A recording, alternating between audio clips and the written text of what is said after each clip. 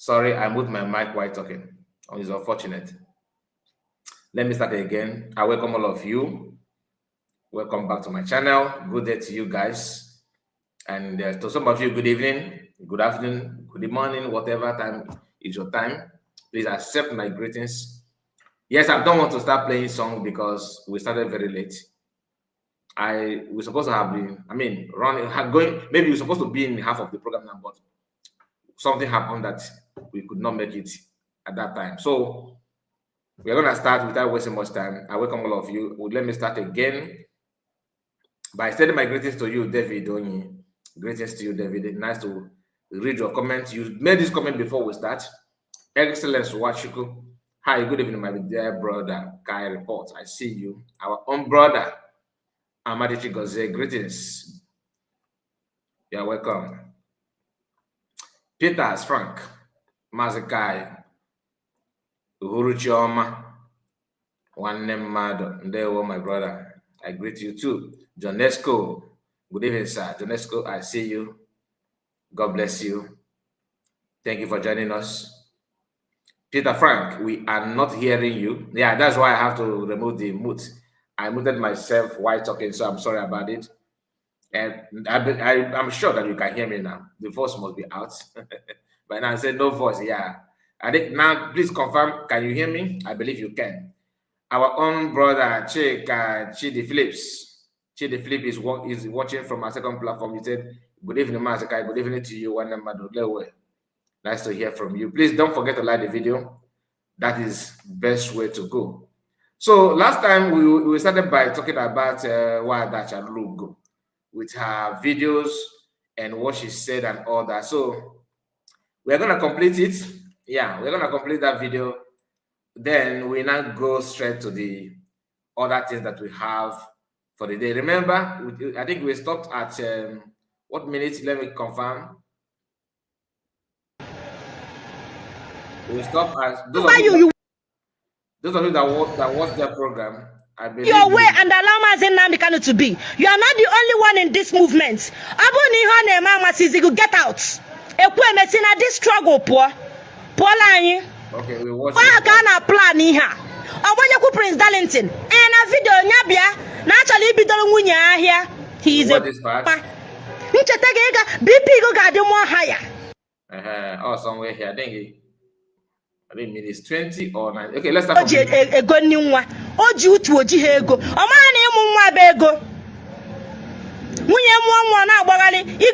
Problem. People are now.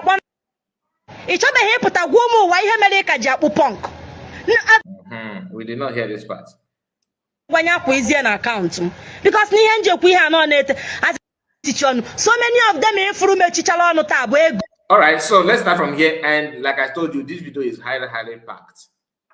Yes, we have so many things to dish out, but the best way to start is this way, to let you know where for those of you that watched that video of Achalugo last time before fundraising. So I'm here to complete it. I promise you that we'll complete it.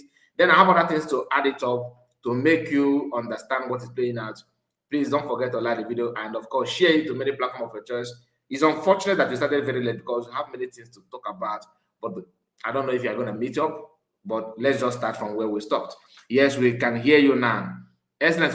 Why you it seems like you're watching from behind. I don't know. Achalugo says is current.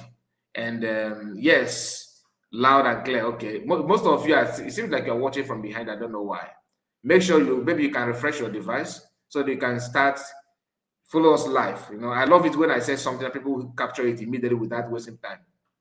You know, it makes it look like it's truly live. But when you're watching from behind, you're not watching recorded video. This is a live program, please. And today's date is 8th of June 2026. Please, of course, is Monday. Do the needful, do what you can to support us by making sure, first of all, like and share to many platforms of your choice. I understand that some of you are engaged with other things now, but those of you that follow us here, that care, that cherish what we do here, once you see the notification, you will join. So that is why some of us, I don't like, pass bias. Those are people who don't follow us truly. Like this, our brother here, Achalugo say, no matter what, no matter program going on elsewhere, once you start live, he's here. you know, and I don't take it for granted. Amadi Chigoze, I really appreciate that. So many of you, I those of you that are here, Jonesco is one of them. Jonesco is always with us, and David Oyi is part of it. Excellence Wachuku is active, but sometimes he don't comment because, but I don't know, maybe because of where he is and all that. Peter Frank is new to us and he's very, very active. I appreciate all of you. Please, once you come across this video, like it. Let's continue. Ego ka eji mechi ha ọnụ. Ego. Nke a na-akpọ onu agwọ na-ezogharị n'Aba. Okay, thank you. Gịnị ka a na-akpọ atụma mmadụ abụchukwu Nwachukwu. Nke a jere nwa bụrụ nwaanyị oji ha ego je nụọ IPOB n'ụrịa nwaanyị. Nwunye mụọ nwa oji ha ego ji ego nni nwa. O ji utu oji ha ego. Ọ mara na ịmụ nwa bụ ego. Nwunye mụọ nwa na-agbagharị igo nni nwa problem. People ọ na-akpọ na-ayọ ego as in ha na-akpọ nna akọlụ m. Na that nwa amadi na ote na ọ na-ayọ as in na last time ọ yọrọ ego that's not blasted ya. No see come on get her to go and look for work. They no longer give him money. Hold on. That is why it's good to drop a comment. If not that, how will I know that you are watching? You know. So Donald, I greet you.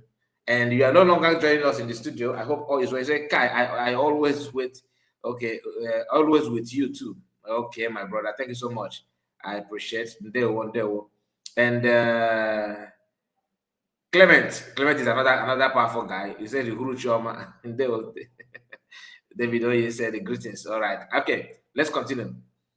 Please, if you watch the previous one, you are going to enjoy this ending part also.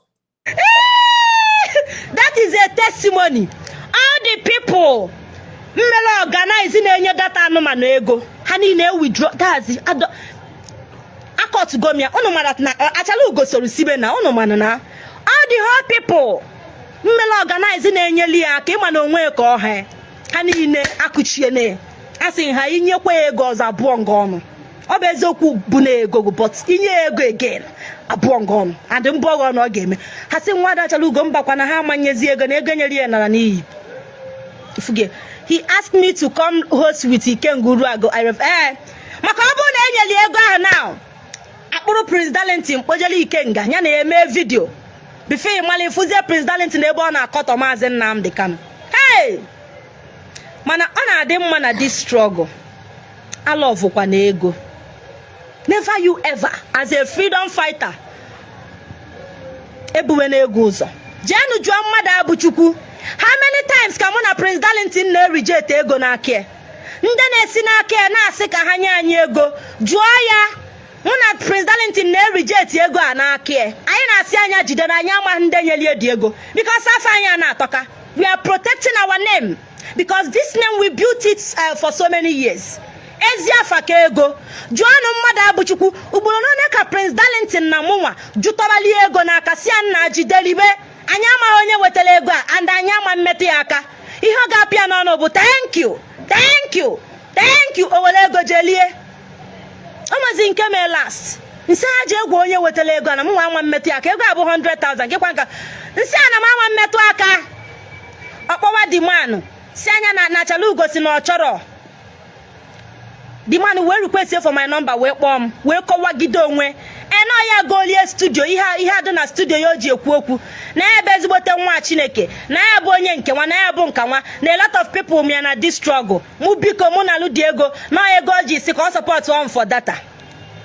Mwe tulebe tulecha. We si angwa. Yes na iche na na-echefu m si angwa nya kwa izie na account m. Because n'ihe njekwu ihe anọ na-ete as in ka na-ekwu na-ete ka o nwere ike tomorrow na asị na bribe gacha na Achalugo so wee kete ego eji wee bribe mgbe ahụ afa ma ịma na ndị whiter than mgbe ahụ echuo m mgbe ahụ this my whiter than white end ye wee sị mba na ọma mme nsị ajide je gwa nwoke asị na ma amaghị ebe ego si na ma amaghị onye ọ bụ na mma ama mmetụ aka jụọ ya onye na-akpọ anyị career freedom fighter if una this struggle Ana adị mma mmadụ afụ na ego n'anya. Don't be a lover of money. Maka na ọ bụrụ na Prince Darlington fụla ego n'anya, dimkpa bini na ndị otie, ha kali Chinasa agụ na-echi ikpu kali iji ego through dimkpa bini wee bribe Prince Darlington ka ebidoro nwunye ahịa. Tata o nwere ike Prince Darlington agaghị na-ekwu eziokwu because of ego ahụ o riri.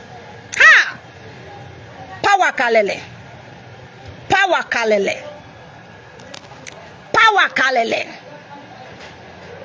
Ike Kanko.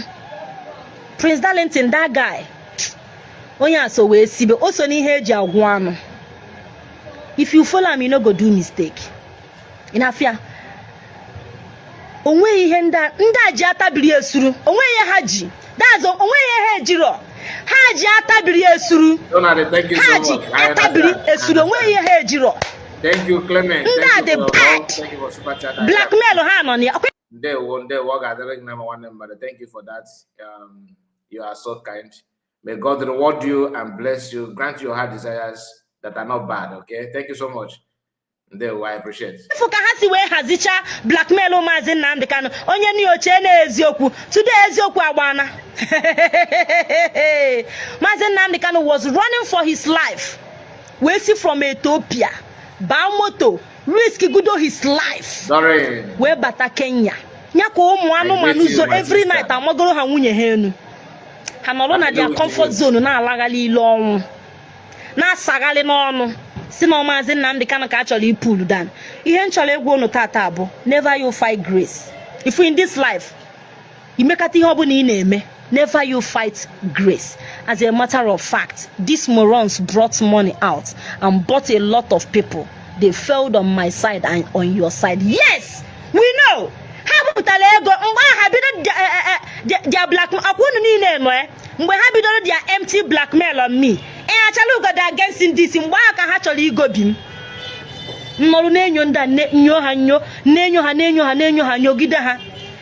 Achalugo against in DC. Achalugo, you are against you are attacking the leadership. You are attacking them. Achalugo, you are attacking them. Kamali henge because they will test your capacity. My sister is in the house. They were testing my capacity there. Wait, not to you, my sister. That is a USB My Nation, our own lovely sister. Please, she needs your assistance also. Please follow her. Very, very important. Ndewo, I see you. You're welcome. Ndewo. She's against in DC. Aman na acha we I guess we buy him. Ka ha draw me to their side. Ka mbiazie kwubi ihe me kwesiri ikwu. Ka mbia gwa ha am not against in DC. And I'm melanka na melanka but I'm makele ha n'ife. Mwe nọrụ na-enyo ha, na-enyo nda. Nyogide nda we bulu eziokwu. Na nda adigo compromised. Imana Madam Punk. Madam Punk, now let me come to your side. Before let me just let people know that everything they are saying and it happened to be the what PM already know for a very long time. PM exposed these people beyond repair. But it's unfortunate that Achalugo and her type was not able to capture that fact. Sometimes if you are not ready,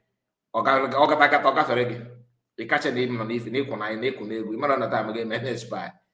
it took them years to see through. I don't believe that they don't know, but they're waiting for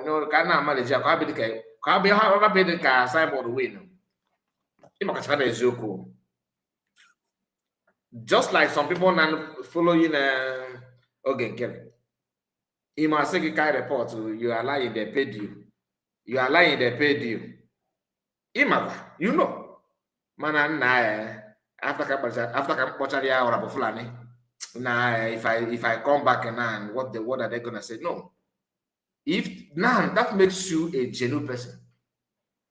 That's all the fact. That makes you that you are, it is easy for someone to say, I am tall, I am whiter and whiter than snow. Prove it in a match monkey. You know the truth, deep down your mind, you know the facts. Why is it so difficult for you? Are you building a kaba? You said no. Then behave like you are not. Behave like you are not. If imagine what they're saying now, meaning that people have that why this lady is really, you can see the anger. She's fuming because she have seen all these things.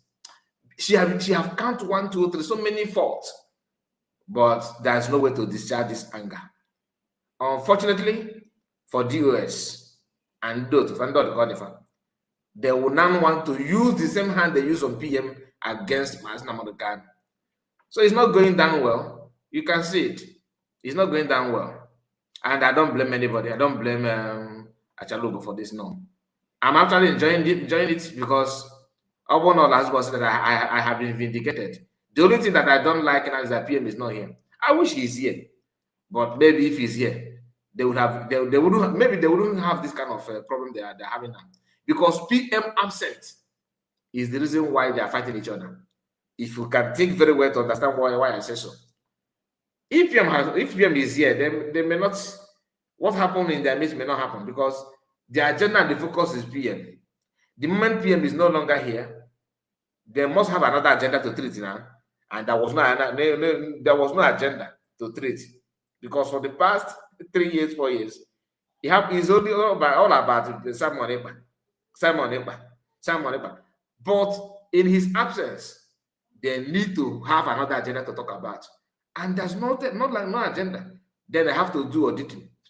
In the process of doing that auditing, they begin to revisit those things they jumped for those years.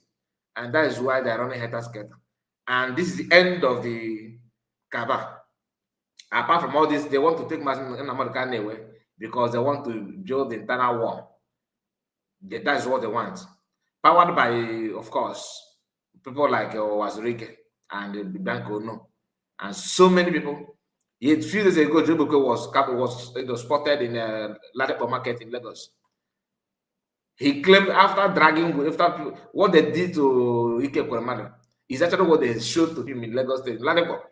And he managed to escape. What happened? He later made a new video. Oh, nothing happened to me. That they did not try it. That nobody touched him. After that, he's now predicting that he's going to close Ladipo, 30 people that is going to close Ladipo market. Joy Bokweye, you claim to be Igbo man, but you are against everything Igbo. There was a time I said that Igbo people need Mossad, something like Mossad, like intelligence unit that will be checkmating activities of it, because you cannot just be a nation on paper. You have to act like one. I'm not talking about Biafra now. I'm talking about Igbo nation. Because if the history of Igbo people, there was a time they claimed, I forgot the one politician from Anambra State that was contesting for, I think, presidential, something like presidency or something like that. And Jim Uwobodo was also contesting. They went to campaign in the north. Jim started speaking Hausa. I guess his own brother. Those days, there are so many, history like that.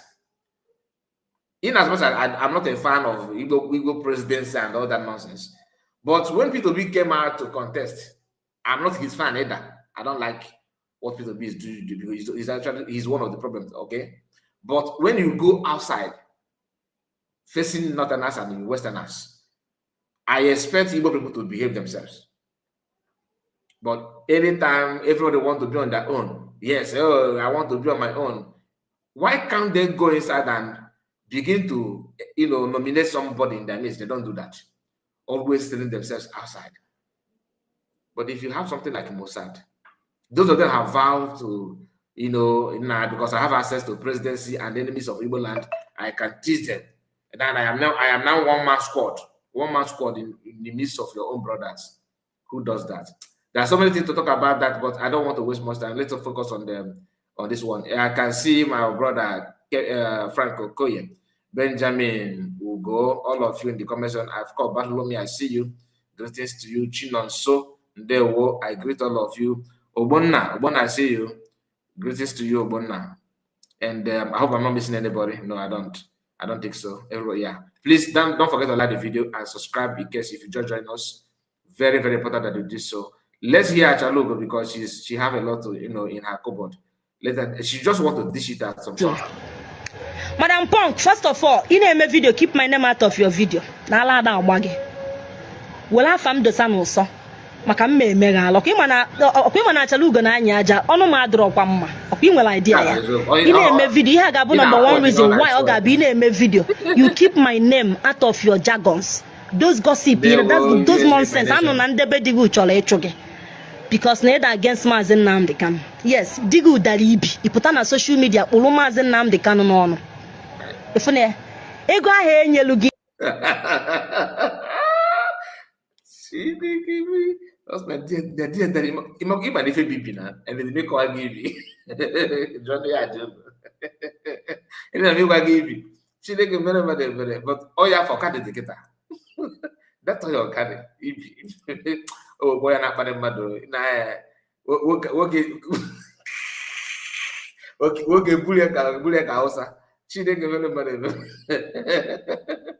You get your man who I'm forget. Madam Punky for that money enye you get lead the money but who am forget. You put on a media na alagalili ije Sokoto. You went to Sokoto. Jefumazin Nnamdi Kanu. We gwachagi ho gwagi we say na some members of XDOS na had go compromised. E putakwo ya na radio station. Which is true. Oluzie ka ifuru ka ọ ga-ade biaze Chinasa Nworu agụ na-echi ikpu. Bugaria your brain gwago na ikwesighị ikwu that na some members of DOS adigo compromise. Ikwu ha hobazie. Odazi ogwagasia obega asọmmiri n'ọnụ gwagasia gị ihe ị ga na-ekwu. Witi chekeleke agwacha gị ihe ị ga na-ekwu pụtazie bịa kwu ha hụ. Ikogeriwe kwazie mana owu ukwuru that na some members of DOS na Maazị Nnamdi Kanu say na some members of DOS ndị otie na ha adigo compromise. Otu naanị go pụtakwara sikwazie na ọbụzi ihe ikwuru. Video, thank God for social media. Social media doesn't forget. E wee je bupụta that video wee cut ebe ahụ ikwuru post o. Ime ọnụ wopim. Ihe mezebo na Maazị Nnamdi Kanu ji achụ nwaanyị. O ji wee rie ego ndị IPOB. O ji wee gwuo ndị Igbo wayo. Madam Punk ka njụọ gị ego dị ọkpara nne gị dị na IPOB. Are you a member of IPOB, Madam Punk? O nwere ego ịtụrụ na IPOB? Ịtụrụ ego. Maazị Nnamdi Kanu so wee rie ego gị. Then what is your headache? Gịnị bụ isi ọwụwa na-awa gị? Diga adali ibi ọkwụla ego na IPOB. O nwere ego tiri na IPOB. Dị ọkpara nne gị ụmụazị ị na-akpọghalị daazị zụrụ azụ. O nwere nke tiri ego na IPOB. Adem, o nwere any members of your family bụ member of IPOB? Kedu ihe bụ your headache in IPOB? That radio presenter joge say, "Ma bụ member of IPOB say mba." Ke ihe na-awịla ala na social media. Ị na-agbaghali every now agwa gị na ncheta gị ala ga-agba gị. Ihe m ji akwali gị ugwu bụ that na ịbụ agadi nwaanyị. Amaghị m ihe mụ na agadi nwaanyị ga na-akọ. I don't know. Amaghị m ihe m ga na-agwa agadi nwaanyị, agadi ekwenka. Amaghị m ihe mụ na gị ga na-akọ na ị na-ada anyị isi. Amaghị m ihe m ga-agwa gị. Amaghị m ihe m ga-agwa agadi nwaanyị ka na-akpụ punk. Ị chọbeghị ịpụta gwa ụmụ ụwa ihe mere ka ji akpụ punk. That's the people nọ na your age ọ ka na-akpụ punk. Ị chọghị ịgwa anyị. Ị chọghị ịgwa anyị ihe ị na-eme na media. Ọ dị n'ọgbọghọ ka na social media. Ị chọghị ịgwa anyị. You don't want to say it. Ị chọọ ka o si n'ọnụ mpụta. Ị chọọ ka m kwuo ya. Ị chọọ ka m kwuo ebe ị na-akpụ galazi. Ị chọọ ka m gwa ụwa. Ị chọọ ka m gwa ụwa ihe mere na Alaba International. Ị chọọ ka m gwa ha. Ị chọọ ka m gwa ha nọ azị na ị na-akpụ galazi n'ikpu. Ị chọọ ka m kwuo ya. Ị chọọ ka o si n'ọnụ pụta. Don't dare me. Itampa ma will tell the world. Ma agwa ihe that's ma agwa ihe boys na-ekwu na Alaba. Ma ndị bugolu gị, I will tell them. I will say it. Nkwu ye na kpuo. I will say it provoke woman, I will say it. Mmekwue. Na ị na-akpụ galazi. Na otu isi akpụ punk n'isi. Na ị na-akpụ galazi na ana. Na galazi ka ị na-akpụ na ana. Ịchọ ka m kwuo ya. Abi, you want me to say it? Chineke melu ebere agwa if I come for you, you will run mad. Nchete gị ị ga-agba ala ị ga-agba ama ndị mma. Biko gị bụ galazi. Gịnị bụ galazi? Hey God, I beg you. Okay. This lady, I swear down. Nchete gị BP gị ga-adị mụọ ha ya. BP gị olele na kpuru na ị na-aga break na ena anụmanụ. I wepụta ịkpụrụ anyị punk. Ị na-akpụ punk n'elu na-akpụ galazi na ana. Ị chọghị ị na-akpụ face ya dịgị ụdala ibi. Na dịgị ụdala ibi onye ga-enyezi gị monopoly iji ịgba n'ilo. Madam Punk maka na dịgị ụdala ibi. Amụada ekwezie mbuga. Iwe si ifuze ya sa na avenue. Ịkpụ galazi na ana. Ka i wee na-epioghalị. Ị ga-emecha ta egwa anyị ihe galazi na-eme na ana gị. Na-adazi ana gị. Ị ga-agwa anyị ihe iji akpụ galazi. Yeah, thank you so much, Frank Okoye. Jim Wobodo spoke in Hausa against Dr. Alex Ekwueme. You are highly connected. Yeah, I can natural. Thank you so much, Frank Okoye. You do quite connected, highly connected. Kind of get because I don't know if why I know that you go but kind of gonna go. It came out if you why I got to go to Ojan outside state. And dear Dalibi, now you know, okay, Dalibio. Up on the wall, I'm telling you. If you get that in real life, if you get that in real life, man, I call the Google Galaxy, I'm or DSTV Galaxy, no Galaxy na banana. Nanka, oh, innocent person like me. Can I go? Adaziame ị ga-ekwuye ikwu ya kwupụtazi ihe m ga-eme gị ọkwa alaba nke anya ọ bụrụ na ikwu ihe mma hazi gị I will tell the world m na-ekwuye mma agwa ha ebe ị na-akpụ Galaxy ka o wee dị understandable ka people ghọta ebe m si abịa because ịma na m gwa gị nkịta this way ma na nna enyo daza ana m enweta achọrọ m inweta some informations gịnị ka ime na alaba eji chụ gị gịnị chụpụ gị na alaba ọkwa ịgbara ọsọ na alaba international ịgbara ọsọ ka ọ na-ịgbarọ Madam Punk ịgbara ọsọ na alaba international ka ọ na-ịgbarọ ịchọ ka m kwuo ya epushkwene m Asking Hotel Madam Punk Asking Hotel na alaba amaghị die ekwekwana ka m kwuo okwu Asking Hotel amaghị your details no ekwekwana ka m kwuo okwu Madam Punk don't push me I push you me nga alụ respect enough as na digu udali bi na si anyway no nwere ike obu maka ibi die dar ko ji ejegali ihe ni if you push me more afam back on again emengalo ije Sokoto jecha Sokoto ama obigo obu na nwere onye ga-atagu die at the end of the day ifelu inata bia kwuo ihe melu puta kwuo say that na some members of the is not funny it's not why anya kpụrụ Galaxy na ana below okpụrụ Punk n'isi kwuo Galaxy na ana that's the Galaxy oji Galaxy eje but nke ahụ bụ that's I will say it later aga Sokoto nata gwa anyị ihe Maazị Nnamdi Kanu gwalya that's not some members of DOS na ha adigo during my sister, you are not expecting me to explain what is Galaxy. Oh, come on, maybe I'm not doing Galaxy. I'm not even Galaxy now. I'm not gonna lie to you. No, Galaxy now. I'm not maybe one of the hairstyle. Man, I'm almost that kind of.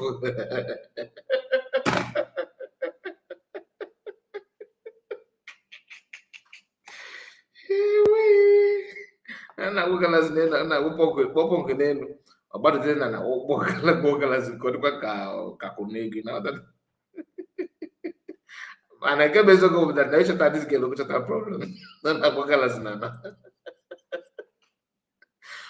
hey God na Galaxy compromised we all agreed on that anyị kwetelu ana Jesus ya kene who are some members which not the recorded social media doesn't forget onya ka nwanyị agburu U-turn after ka Chinasa Nworu minister to her we gwa ya the things ọ ga-apụtakwu na ọka ahụ ikwu that ọpụtazie okwugharịba deny ba anyị bupụtara ya that video omia ogbuo U-turn na kpo TikTok today I want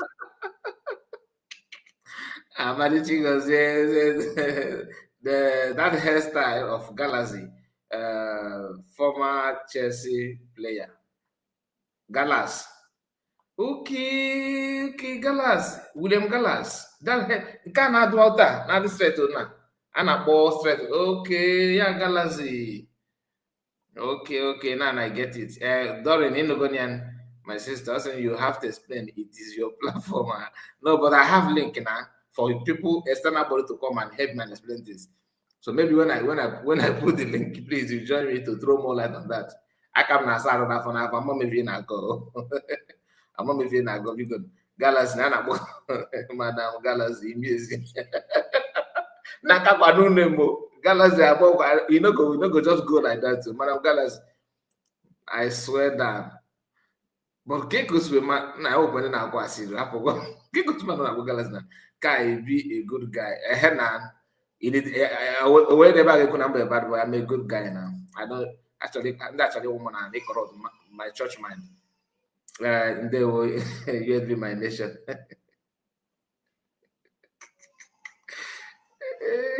Galaxy, I say Shama are almost the same. It's another one, Frank. Okay, I'm not going about Shaloma. I don't know who is Shaloma. Shalama. I don't know that one. No.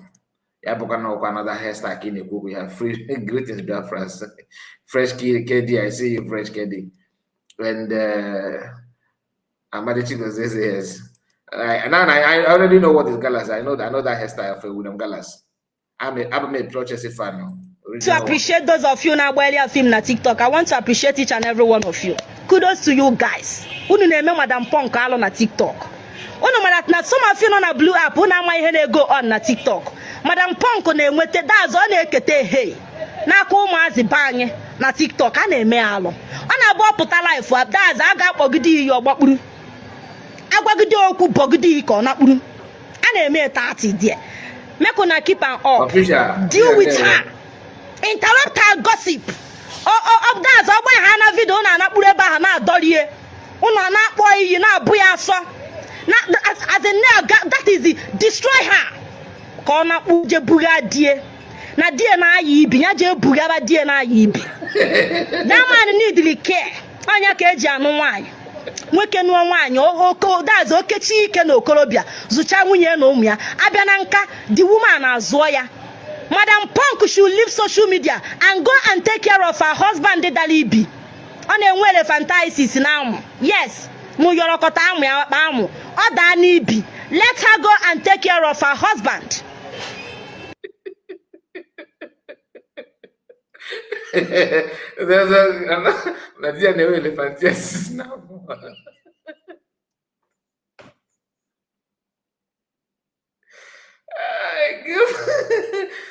I'll give for this game. Achalugo, I swear. Now, you never you want to meet this game. You meet this the dog organ. I swear. I'm really fantastic. At her age, on our galaxy, that's on our punk or galaxy. No one you do to her. My mother, or can we have social media? My mother, we have so one year actually one you on a men media. Anyway, let me tell get on to Mazin Nnamdi Kanu remain the leader of indigenous people of Biafra. When any other idiot to put a signal leader will all allow up with PAs and all. That's make you sure. When na me send you. About your dollar on na phone. Will all design wire. Mazi go see if you go nowhere. When again your chicken doesn't nandotie, Hana Mabateke, Pachina your duty post don't shift anywhere. Pachini see Leonard. Chicken doesn't never appointed you na in Australia. Oh, this is no Kuba was only came back to that side, man. Elephantias is so cool, because the problem. He was there na T junction, he back he put it on them. The Achalugo, this Achalugo carries something from out. Obubom, Benjamin, the elephantiasis. So, when any right, if that's he may get spell, Allah call now way. Chike does young with Chalo, Jabulu, that's Jabulu Magiole for Switzerland. We have no business with a Magisella. When you're born at Basamaga in Ejina. Continue with your duty post. Continue with your destiny. If you get wait, let me. Ibecha kwizike. Omupani here for go now. Omwe here follow now. Now what for you? In Amwam. Kevin. Unu becha kune. Ha. Unu get quoted that's no name. Please like the video. Share the video. Share. Share video because. Very important. Share the video to Sabia. Share. Let it go. Go your bona full video. Video. Share. Na man I go here. But I'm back. Our business now umisi. No I go back. We go here. Come full sugar lance. Come that come wala bonando. Come walu watch the gozo. Come wala besi ama ben nageje. Kayo mara. Mazi Gosif and the other Mazi Asina Chike doesn't canon of Biafra land in Kese, Chike doesn't see name good expert that's non name men cause or Chuku or Quagoko. Onye forge your signature, you will signature, I'm a no only signature boost. You will signature. Now Gosif is forge signature, will you Megan, will you deje letter to a British embassy cause again. Everywhere Megalia, Hinde Megalia, Megali, if I thought a such thing happened. If I thought that's not such thing, meleme. Ebi kwe he megali aho. Uno nde megali la he megali go now. So no need. Enough here now. So all my people, Chike dozier with Alanya Jesuike, and you went on with XDOS. We are moving forward now. 100 men, we move. All hell 100 men. All hell Mazin Namdekan. All hell Biafra. All hell Ezibumu Chineke. All hell everybody. They block them now. Mmecha ihe ha ga-ekwete. Ifuge. So bikonu share this video. Onye abuna all the whole people ekwubugo m ihe na short video, and I'm saying this again here. All the people this Maggi seller in Switzerland dimele spell, please go back to your duty post. This is coming from Mazin Namdekanu, from our leader. Go back. Nobody can send you out of IPOB. It is only Mazin Namdekanu where the right to appoint people and expel people in IPOB. Onye si na odure mma nyapo J4 monke bido mewe people expel. For the past 6 years, Mazin Namdekanu, the only achievement of Chike Doziembo in a people expel. Otako si Mazi Oguru Chopo Mazi Oguru from Italo without MJMD. Otaka hasi weputa blackmail wo Mazi gini kana we gini ba for this Mazi High Chief Obuefi. A lot of people are blackmail. Ejide have blackmail, destroy their name. But today, here we go. I want to appreciate our 100 men. I want to appreciate the Rising Sun, Ambassador, and the One thing I want our people to know, because of the official, this is your comment. One thing I want our people to understand is not, don't stop, forget about this comparison. Can they give you, can they don't give you? It doesn't matter. No matter any group being formed or have the what they have before, anything at all, any decision they make now, whether 100 men or 1,000 men or 50 men, to me, it doesn't really matter. No matter any group, whatever they form now is better than DOS. I don't know how bad that DOS. You don't understand. You don't understand. This guy they have built cabal that even Mazakano could not imagine. So whatever that is going to destabilize that cabal is a good idea. Whether 100 men, 1,000 men, it doesn't matter. How did him say it? That a journey of 1,000 miles, it begins with one step. Let them start from this one first. DOS need to be put to where it belongs. And if 100 men issue, that's a way of telling you that Mazakan have distanced himself from these gangsters. Do you understand? You have to get it that way. Because if you keep, are you saying that you should continue managing them or what? No. So that is what must happen before the final union. You know what I mean? This thing, 100 men or 100 must happen before the final union, in my own interpretation. Some of you may say no, but to me, that because Mazakan is not free yet.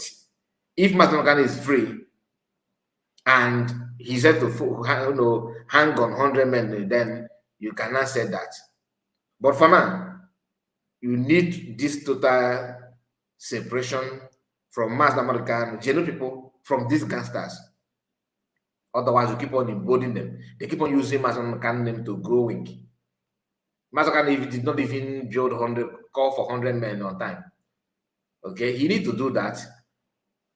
Then after that, after the dissolving of, because they are still at the verge of total disintegration. By the time everything is being completed, you cannot talk of, you cannot know who is who.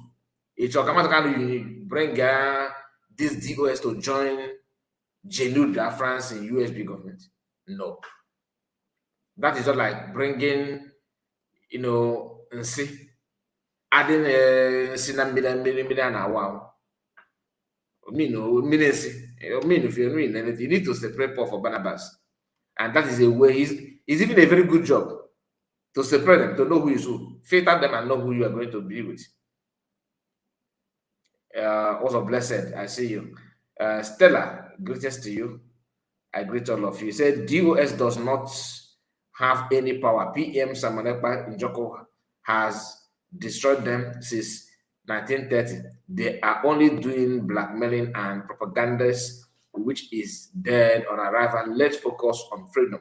But he forgot that Mazen Namakani is yet to make his final decision in terms of like publicly. And the only way he can do it by telling that these guys are they have compromised. And he said 100 men. In Nwa-Ada, he said 100 men because he's still not free. You may blame Matokano, oh, you should tell them to go and join USB government and all that.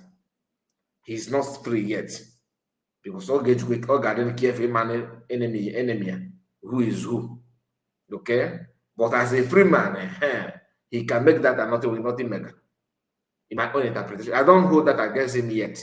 I cannot begin to call him out now, no. But any group that he's going to form, whatever that he wants to do, is better than where he was in DOS. Imagine if he had done this thing maybe 2022. Imagine Okarebo the best.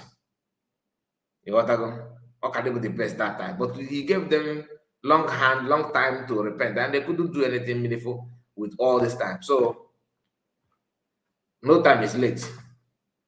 So you can only say thank God that people like PM Samanepa and DPM is around. Of course, with FAMD. People don't appreciate the job of FAMD. You see these three people, I don't joke with them in terms of if you want to talk about people that are very, very well informed, that understand the situation, respect them. You get why. Let's continue. Kelly and David, I want to appreciate you people. Ihono na alu amaka. Obo na obo hu na amami ihe anyi kala ime. Amami ihe anyi na descendants amaka ala ine eje. But unu nwa biara ujide ebe niile, that's the design wala anyi. Make our fundraising na adịla anyi easy. Ihe unu na-enu bụ bomb. Unu na-enu bomb. Chineke goziere m unu. Unu gbuo n'aka nni unu ga-egbute. Unu egbuo n'aka ekpe unu ga-egbute. Unu na-eme ọfụma maka na asị onye agwa anya jide ka oji mana nke oji ịmana nke ọ na-eme dị mma. Jidenu ka unu ji. Chineke goziere m unu. Chukwu gozie each and every one of you. Ndị 100 men, ndị Avid, ndị Rising Sun, ndị Ambassador, all the whole ụmụ Chineke out there who has been supporting the movement. Ụmụnne Maazị Nnamdi Kanu, Chineke gozie unu. Alụ ejimakọ na ndị otie, Chukwu gozie unu ncha. Chineke gozie unu niile ebe ọ bụ na unu nọ. Master Prophet, Chineke gozie gị go na nwunye gị. Mee, God bless you. Maka na that is a blood is thicker than water. Una amande na chekeleke nya chekegaliba. Take you care of nwanne unu na ade egote nwanne na afia. Nwaanyi a na anu na odu ka stranger na family. Oga udazo onwe ka oga esi gbaju odolu obocha. Unu enene ha anya. Kwarunu nwanne unu take you care of nwanne unu. Na unu agaghị enene nwanne unu onwuo. Unu agaghị agbachite nkịtị ndị ilu adorie ya. Onya ka nwanne ji wee dị mkpa. Onye na-enwe nwanne ọ na-ebe. Imagine Abuna Maazị Nnamdi Kanu enwe nwanne no ụmụ anụ. Devon, thank you so much for your comments. I appreciate you. I greet you, my brother. And Zion Pekin, I see your comment. Nice to have you. Zion Pekin said, Maazị, good evening from here. Good evening to you, Zion Pekin. We have Florence Chiwe. I see you. And I'm trying to separate you. Nwaolu, I think. Let me call you Chiwe, please. Chiwe Nwaolu. He said, please don't confuse yourself. There is nothing like 100 men. I hope you are not referring to me. I hope you are not referring to me because I'm not the one that formed 100 men. Why are you talking like that? Okay, somebody asked a question. You know, one thing about our people is that because you know the road, you know direction, you expect everybody to describe that road like you that know it. You think everybody is like you, that you can understand something now and you are doing it immediately. So other people that are still struggling to understand it, you are trying to undermine them. I don't behave like that. Remember, these people that you're expecting them to join USB Instanta, it took them 5 years to see that US are faulty. It took them 5 years, 5 years, right? So now you are not expecting them to join USB now and begin to talk USB. I don't expect them. If they can waste all that time, 5 years, the master come absent, only for them to realize now that these guys are criminals, that this Joe Wege, how long did it take them to realize that DOS Chike doesn't mean it's not where to go?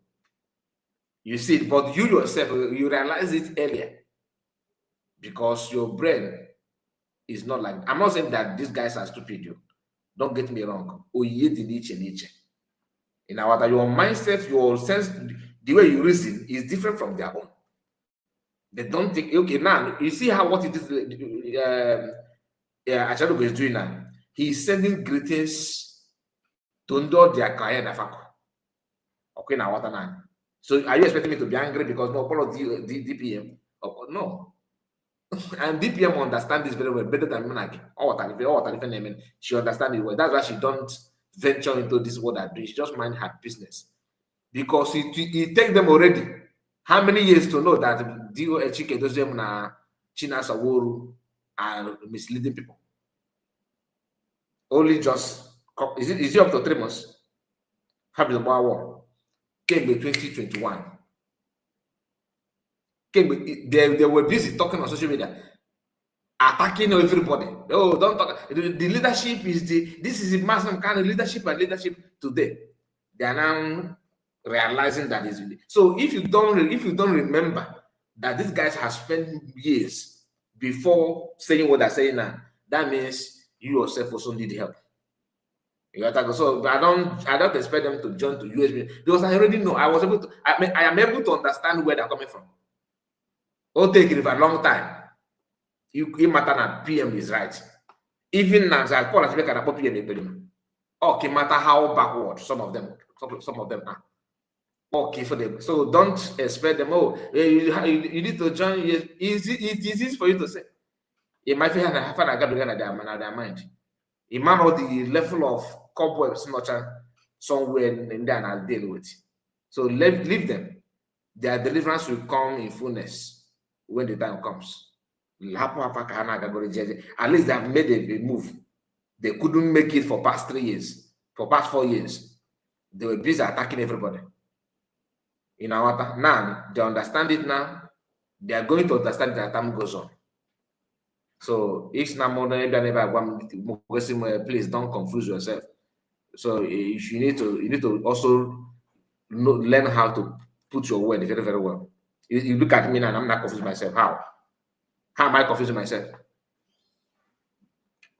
Guys, you know what I do. Actually, I don't want to address you wrongly. I just want to let us use this to learn something. Thank you, Kai, for this explanation. 100 men is good than DOS. Whether you like it or not, that is true. I don't know who is 100 men, but get DOS. DOS is just like you supporting Gumi. People that can be asking your son them and their own is to poison your food. What kind of friend or family is that? Nobody kind of must be free before any other push. Okay, but some people lack knowledge. There we Kai Ototooma from here and there, my brother Victoria Weke. I see you. And Mazi, please keep on reminding us to go and register for you Biafran ID card. I registered mine today. You registered yours today. Okay, registration not capturing. Please, anytime you know about the capturing, remind me because I have so many people that are waiting for that capturing. We need to remind our people. I'm also, keeping my eyes on that to know the day of capturing so that people will get capture and have the ID card. Very, very important. A lot of people are waiting. Kai, thank you, Kai. Explain to some people their brain is low. Many don't get it. No, don't use the word brain is low. So I don't want to insult anybody. How many years it takes people to follow Namorikan? Some of them, it's true. Some even started following him after his video is now trending. Oh, I forgot. Oh, Masamukan has been right too. Imagine that. Oh, this man told us, so he want us. So now you realize. But you used to call for his head, though. Take a lot time to join Simon Ekpa. Thank you. It's true. Some people, you think that your sense of reason, that God will bless you with you're not going to understand. That you can see something and understand it instantly. Some people will be wallowing in darkness until that thing will not get to their neck. While they are struggling, they are getting drowned. They begin to shout, "Oh, help me, help you!" That you should have been shouting for a very, very long time. But now they are shouting, "Help me, help me!" Greeting from Sapo. Okay, that's from Brazil. My brother or my sister, that you are in Brazil, isn't it? That's recognition. Please, I want to know, is it DOS or USB? Because after my program today, I have people trying to photo history and like they always do. Mas, I think the person is referring to Achalugo concerning the 100 men. No, I don't think so. But if it's with Achalugo, we see the same thing. Okay, so I don't want to go deeper. I don't want people to misunderstand me. I can only tell you what I feel. So if you have better argument, I will follow you. The easiest way to know the right group in the Biafra movement is to know which of the group Biafras are following. I'm actually going to say you are using a very, very smart brain. Or like if you are confused, Abi, check the population. Let them follow us and learn. We are still learning. As of now, to me, they are distracting USB. No, you are wrong again, Flores. They are not distracting USB. Each USB people just a group, like you think that USB government is just like a group, WhatsApp group. No. And who is that our brother that want to defend you? He said, Maz, I think that's Zion Pickens. Zion Pickens, you can see that Flores she's assuring that she was referring to Kai report by let them follow us and learn. We are still learning. Yes, as long as we live. Wala Denuga said it in the man that is normally write a super story. I was saying that life is a teacher. The more you live, the more you learn. So we are actually learning as long as you still have oxygen going through your nostrils. The truth of the matter is that we are learning. I agree. But the question is, as we are learning, how many of us are understanding what we are learning? How many of us are grabbing lessons from that? How many? Probably few. Probably few people. And you cannot blame anybody, my dear sister. What I said is that ask yourself this simple question. The mom, after kidnapping of Master Morgano, how long did it take them to now realize that Chinasa Woro and Chiketism did not mean well for PM Master Morgano? When PM gave advice to Uchechi, Mas Uchechi, because her name is not Mas Uchechi Okafor. When PM called her, don't grant interview there, thinking that she's innocent. What did she do? She refused, as I call PM, Miggets. Okay, have you frontal lobe or frontal whatever? Now she's not calling Methuselah Nekisedek and Achalugo and all of them. She's not calling them flying what? She called them flying monkeys or flying something. Okay, she gave them new name. When she called people frontal lobe and Migget and all that, these people were busy also using the word insulting their friends. You get the point now. But now, after, look at it, 2021, 22, 23, 24, 25, now 26. 5 years. Okay? It takes these people all this while. The first time they're opening their mouth to rebuke Uchechi is now. So imagine how long it took them to be bold enough and courageous enough to call Uchechi out. Something that even Liza Kano criticized someone, the Biafran Prime Minister, and still showcased her anger. She was very, very, skeptical about PM Samanekpa, always picking on him. Why? Because the PM allowed Biafran that followed him to insult Master Namokan's wife. Now, people that have followed US Tanan and calling Master Namokan's wife out, running program on her. PM did not run any program on Uchechi. What he did was countering what she was saying and warning her that her movement is against Madam Kano must stop. Which the time that someone was saying that someone said that Yana is your the same thing that this ones now are saying. PM said it years ago. So you can see the difference. You cannot see the understanding is actually in the same level. Like I said, IQ madable of everybody know so depending a bit for okay. So let's continue. Here of your ex-DOS because you won't hope. But I thank God that Namazin Nam the Canon will woman. When people love Fuliano Fuliana genuinely. The Biafran Vanguard, Chineke Goziono, no always Ibotolo. Chupu Goziono, not the whole media of Biafran Vanguard, all of you. Chineke Goziono, medias of IPOB all over the world, all over the place. Mandem Akwa, we catch you Kezumezuha. Chineke Goziono ncha. All of you. Chupu Goziono nine. Manda se na ha bo autopilot. Chineke Goziono onu nine do awesome. So that's why I have been, because I have not played it to this level. So Manda's about autopilot. She's now seeing the light.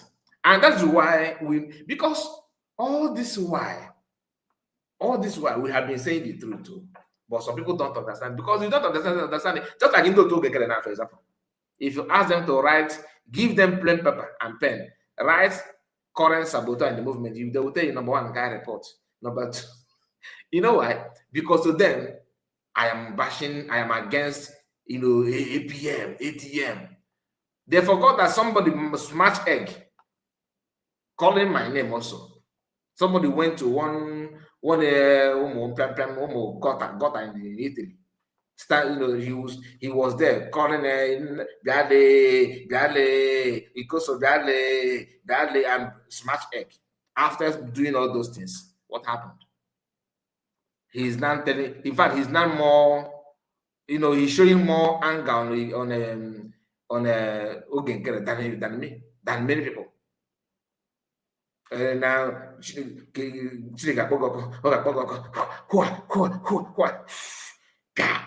I played that because of Ogenkere. Somebody did it. Some of you that are commenting on, have you break any egg on behalf of Ogenkere? No. Somebody break egg and he later realized now that because not that he's genuine though. Not that he's genuine. His own repentance is just that I'm a criminal, you're a criminal, and you're supposed to go and rob somewhere, and you went there and rob on time and succeed, and you have looted everything that we would have shared together. Therefore, I have issue with you. Does not mean that I have realized that you're a criminal, that you are more that I don't want to engage myself. No, the truth of the matter is that you already know he managed to steal something ahead of you. The operation that both of you are supposed to have, executed. He went behind and carried out that operation, and he robbed that place successfully on his back with all the looted items. So the problem between two of them is not because they are innocent. It's just that this one outsmarts me, you know what I mean? That's what happened between Mazakwa and Odike. The issue is money. Not that Mazakwa is a repentant soul, no. He's still searching for where to loot. So you can see the difference. I want you always to understand something. Genuine people don't talk because they want to talk, but if this situation calls for that, you have to say it the way it is. I understand that some of us, because some of us are very, very have temperament issue, anger issue.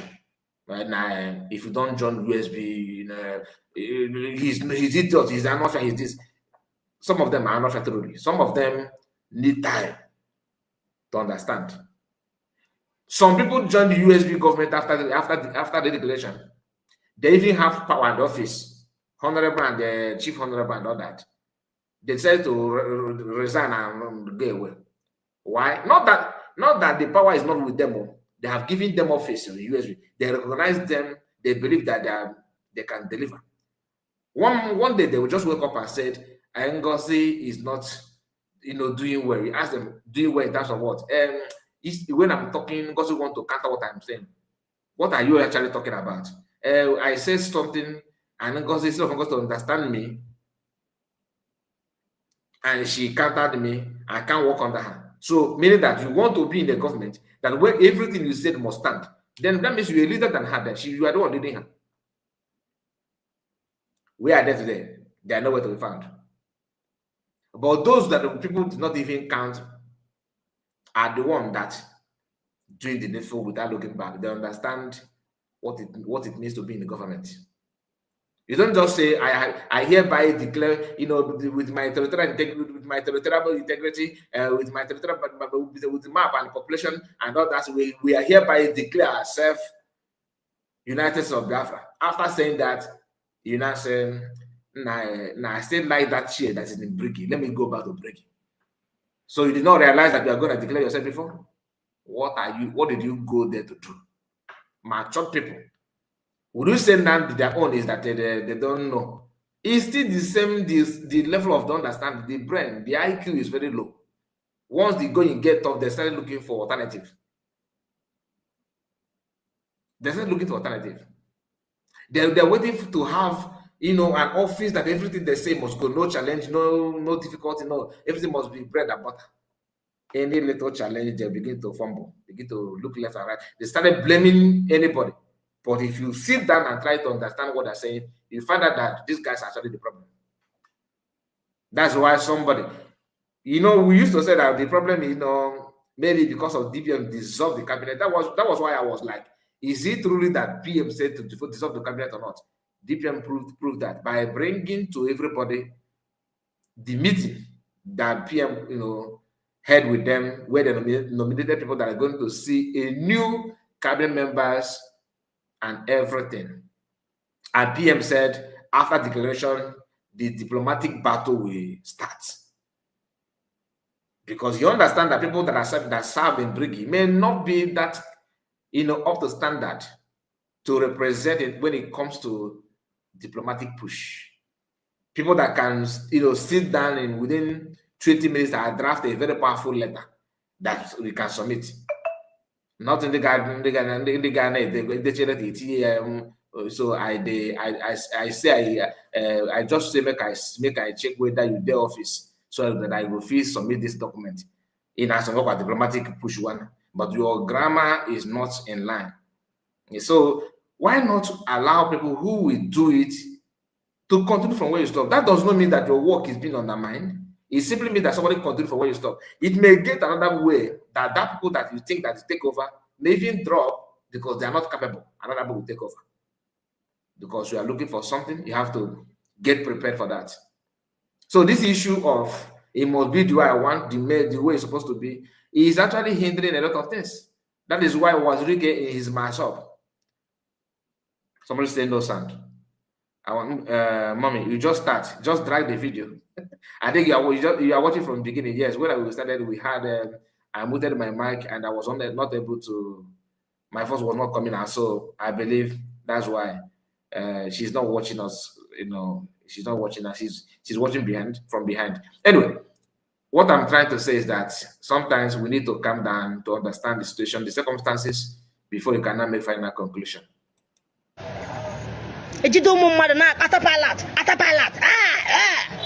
Chukwu gozie unu ncha for standing tall for Mazi Nnamdi Kanu. Chukwu gozie onye obuna. We need everybody in this fight.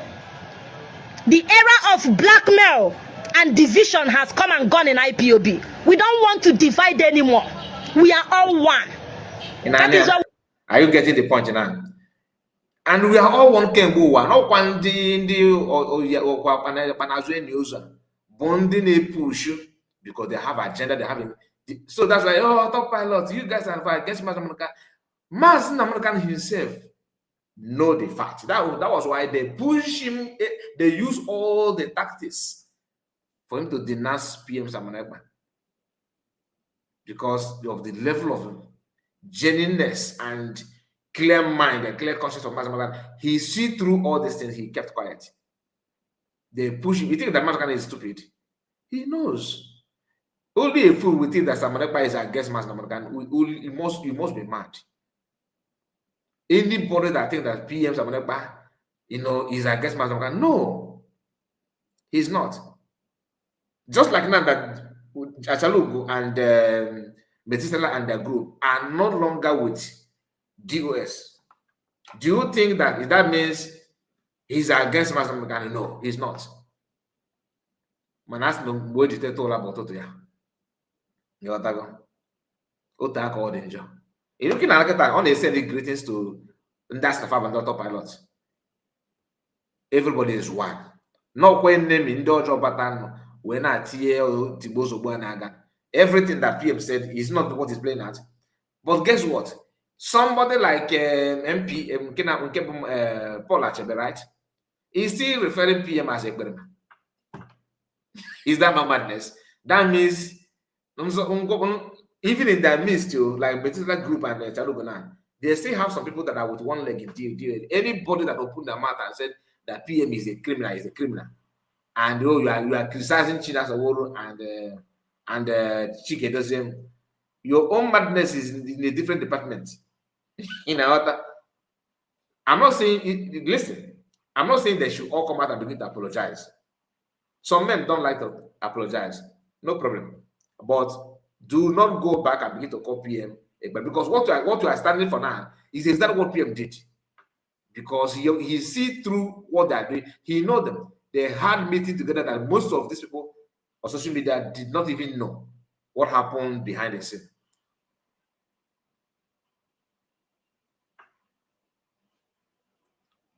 Please, can you confirm to me? Somebody is saying two people now are saying that my mic is not you cannot hear me. What are you guys? I don't like the distract so. Please let me confirm this. Let me use my phone and check myself. Chinyere also said I should check my mic. There is sound. Okay. Dorian said that sound. What are they saying? We can hear you very well. Okay, they are just joining us newly because I had that problem when I started. Please, thank you so much. Thank you for confirming that because I don't want to start playing my video from here. I don't like it. Yes, I don't want to hear. Why I'm streaming live. I'll be watching myself. It doesn't make any sense. So no, you are all loud and clear. Thank you so much. And mommy Ngoseka, yes. Florence said we are hearing you. Thank you so much. I appreciate it. Dorian said, okay. Maybe they don't join us and they are encountering that which we had, at the beginning. Okay, let's please, because once somebody distracts me like this, I always struggle to remember to connect back. Let's continue. We have to come together and achieve one thing. Which is Mazen Namdekan is the reason for the season. That's all. And people holding that season is PM and Dr. Abeze. I don't understand that some of our brothers want you now that you are getting the point to go back to drawing board and they realize that PM Simon Ekpa, DPM are the one following it the way it's supposed to be. Why is it that DOS and Kaba pushed so hard to get PM out of the way? Believing that getting him out of the way will pave the way for them to continue with their get-together group. They forgot that Kemanka, Imankos.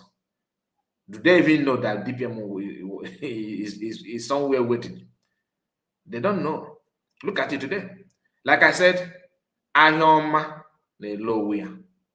At the end of the day, Master Americano, just like you said, is USB, whether you like it or not. And he knew this. I don't expect him to begin to shout, oh, USB, no. In where they're holding him. Go take somebody my face. What if I come again? Relax, that's time for everything. Relax your mind. I could fetcha or that hour. Nyabu the man that brought all of us together. Nyamela we're not together today. We're one nani. A whole lot of Umuchineke has been helping me in China. Obu no bromazin Namdi kanaka me one day do too. IPOB brought us together. Adamazi they made now I got Brishen now as Panda trade fair a few months ago. Because of Mazen Namdi can Obu no bring you together. Kunya more love ni manye. From Naspanda ka he hogum. How can he go sim love? How because they later raised money for me that very day. They loved me, they showed me love. Abuna was Gamazin Namdekano. All that love I inwete, because Mazin Namdekano brought all of us together. For that reason, we need to bond together and achieve one goal. That's all. They are our brothers. Getting as autopilot. Autopilot, they are our brother. We are all one. We need to achieve something. The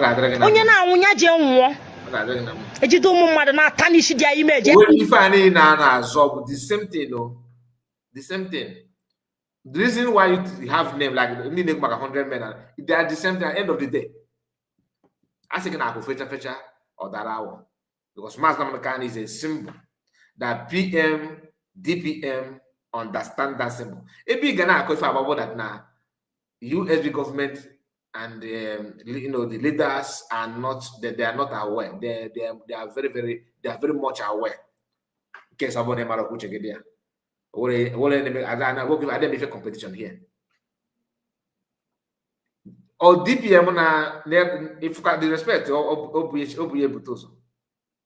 Do you remember how DPM addressed Butozo? Despite in the midst of the midst of chaos, or Chigumaka Butozo, go and watch, or my own. I know that I don't need to sugarcoat anything. She will address Butozo with respect. Like if I wash them down. But I'm saying that the gentleman, and I'm sorry. I don't get that I don't get that grace. That is me. My voice may not be as loud as you understand, but at least you can hear me. But I will use that as tiny as my voice sound. I will use it to tell you my mind. You don't just rubbish me and expect praises. How many decades of chaplain nobody Catholic? It can make very pain before it come out because I will rain it on you. Instant. But DPM, after insulting her, somebody of her level, somebody in her level, she still calm down. I know I saw I don't get that gift in Nwa-Ada. I don't get that. Or somebody like that. Kid and expect undermine one master PM. Even in PM so absent, mention one day on if I go for those about PM. You should know if you think that DPM don't have mouth to rubbish PM and claim glory for everything. No. You're not going to understand, and I wish you understand. Nwa-Ada, let's continue. Yes, we need everyone. They thought they would sack the greatest leader of IPOB. Alakahana, we have to try you go now. We're gonna half again now. So we are now together.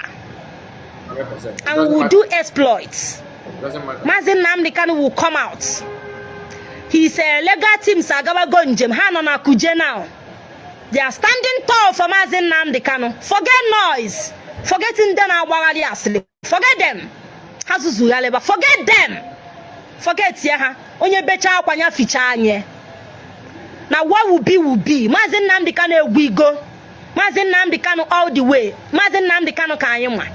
Anything like you can never stop people from loving Mazin Namdekano. People loved him. A whole lot of people who are not member of IPOB are the main people now fighting for Mazin Namdekano. Jeju Madam Punk or that's all gagwage. Na as a nanya fuge wa. Na people emege alo. Anum no na gazin box inbox na gara. Don't be deceived. Imana if made US and their group, they were thinking that because in their mind they think that autopilot that follows someone, but that were people on the mind Masmokano. The Masmokano is but they give Kati message. A man on nobody not autopilot Makamas Namokan. You don't understand. PM Unebonota Makamas Namokan, in case you don't know. Sit at home was announced and started by who?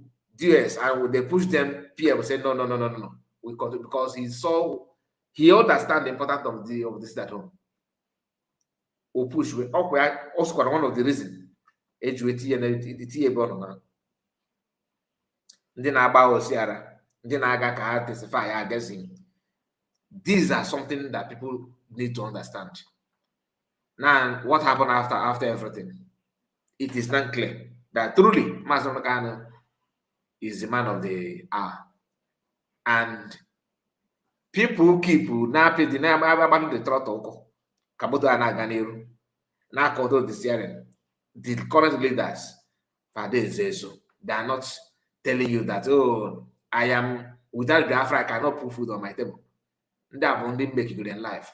That some of us are even surprised that we still have that kind of opportunity to have people like that we ignore whatever they're doing and stand tall doing the needful. Without calling for anybody's head, they learn from the mistake of others. They did not call for protest, for people to be quiet for just like that. No. If you think that DPM and USB government is doing what they're doing because they want to be more higher than Master, you are dreaming. They all work hand in hand. The same thing with PM.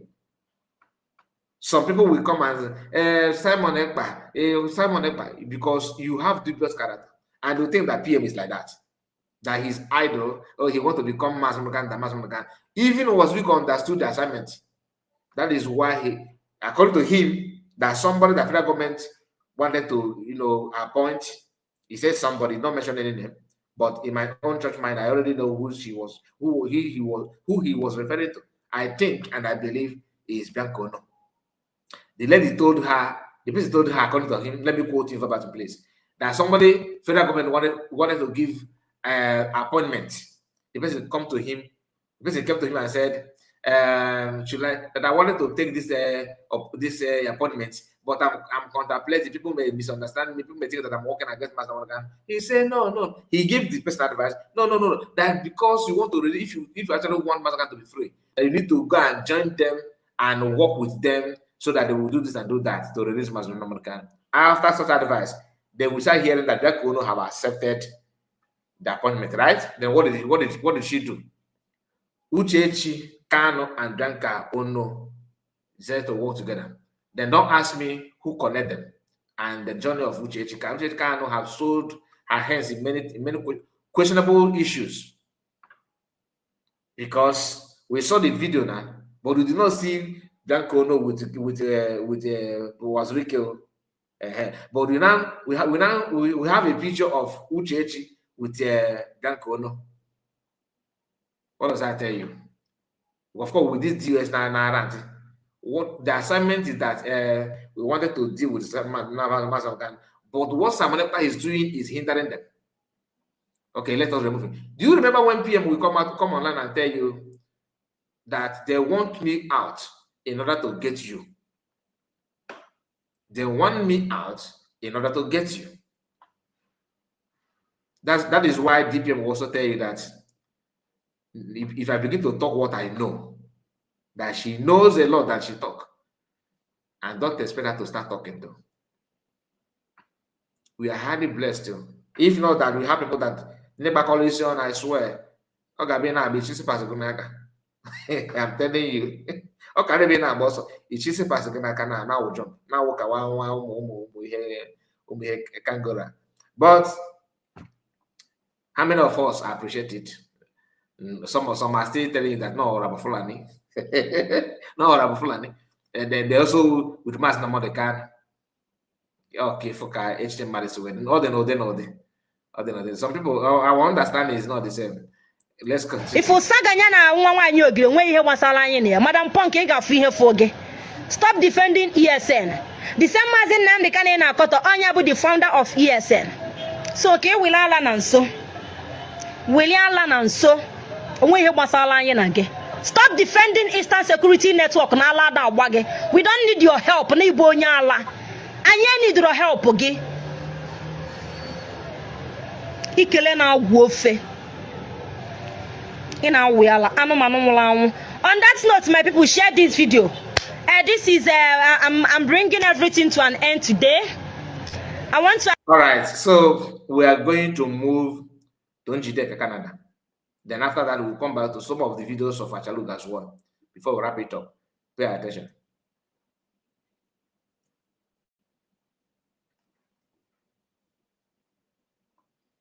All right, let me bring it up. Resume go. Break. So, come before I'm playing video. Igbo Women President Igbo Women Assembly. President Igbo Women Assembly. That Igbo Women Assembly no with Ohaneze. How Ohaneze ndị Igbo nke ụmụ nwanyị. Mmegosi n'ihe na evidence today ọ dị na Google. Play kwunu video ebe yanwa kwukwara okwu. Ịma na ọsị anyị nọ Igbo ka o ji n'Igbo asụsụ Igbo ka Women Assembly na afụ maka ya na ha na-bring back our asụsụ Igbo. Why na ndị awe political party Ohaneze ndị Igbo ka ha wụ mana women Ohaneze ndị Igbo. Ịma na enwere Ohaneze ndị Igbo ụmụ nwoke bịa nwee Ohaneze nke women madam Imiezi wu president ha so ya mgbe ọbụla ọpụta sị gị Igbo Women Assembly ihe ọwụwụ Ohaneze ndị Igbo mmegosi unu ya na Google unu ewere anya unu na-apụfụ etu o si wee dị na Google so ka anyị gagodu play godu nwobere clip about ihe anya before anyị gaa n'iru.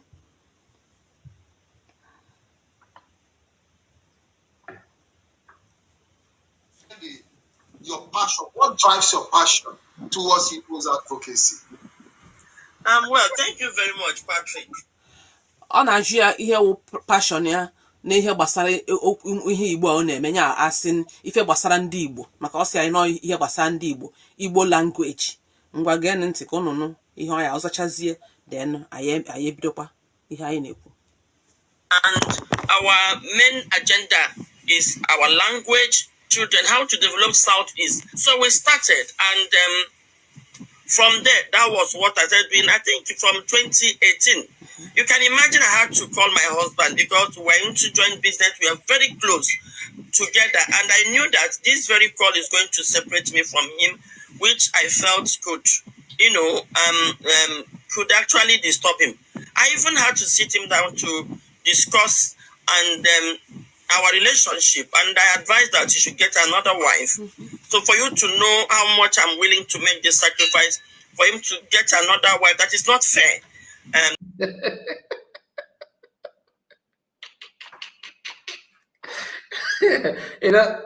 When somebody said it before that this woman married another woman for her husband. Man, when the same husband that's no baby. I'm just asking. I'm just asking. Anyway, let us hear it. Some of us may not know that this woman have married, different men.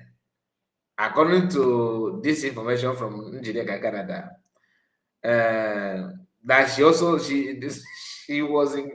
in Libya doing what they normally do in Libya. Don't ask me what. Ask your neighbor.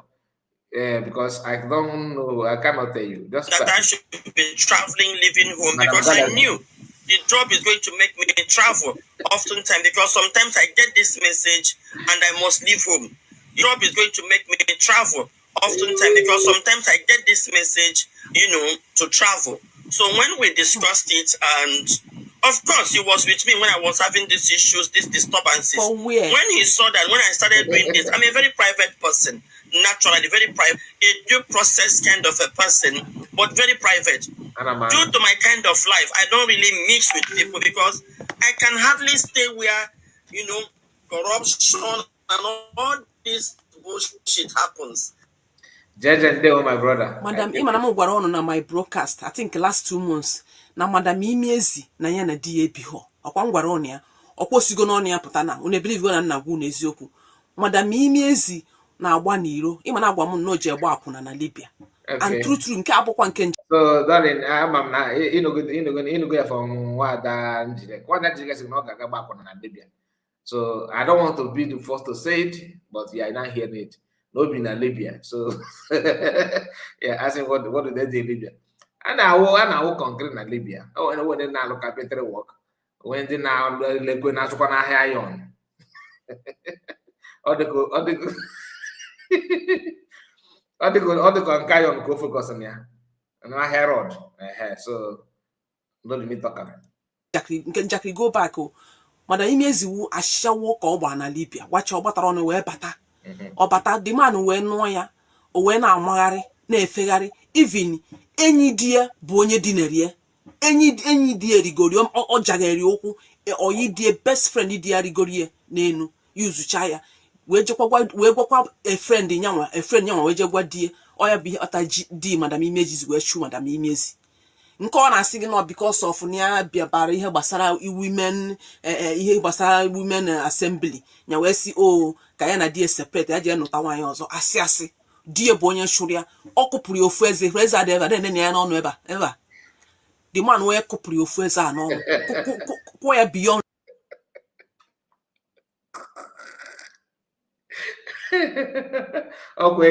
if you're going to get an argument,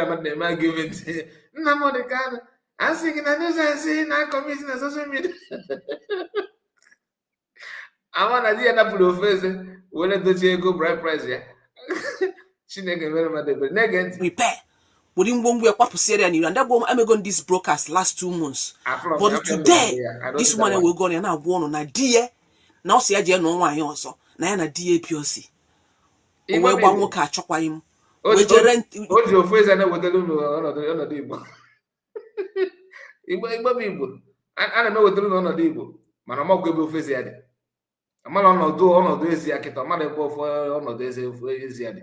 Ama m not there na emergency open tit. Anyị makwana. Onye nke ya na-abi na anụnwa ọ mụchago nwa before wee kpọta onye nke ya na-abi na onye Yoruba. Nwaanyị wee mụọ bastard ụmụ 7 ka ọ mụrụ bastard. 7 son ofu daughter ọ ihe ọ mụtara. Ha niile different father. Ọ bịazie na her old age. O jere nten nwoke. Jere ntie nwoke dewe na bie na-efi die nni. Nwaanyị a na-amagharị ọmara jee ebe a ọmara na-amaka ọsa na ọmara jee Lagos ọmara jee ihe a ebe nwaanyị a biwu Enugu ka obi ha na Lagos maka ọnụ nwa na-confuse. Nwaanyị a wee ezigbote akwụna chara akwụna ọkwa isi ị na-abịa ime protest for Maazị Nnamdi Kanu ndị furu ya n'anya ngwa anyị pụtara na ihe lead the protest. We don't need you for that protest.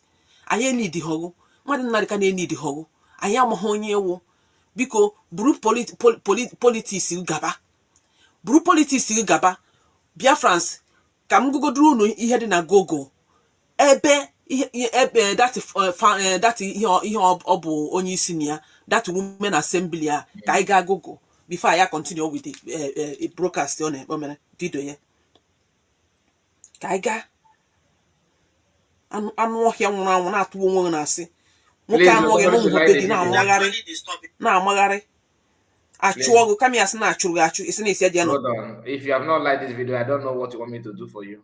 I'm on my police. Please click on the like button. Like the video. Don't be stingy to like the video. I don't know your problem. Like the video, okay? It's not gonna cost you anything. You go get on account. You like I got refresh your account. Check it online. You got no account. You got the point. Money. You go get that.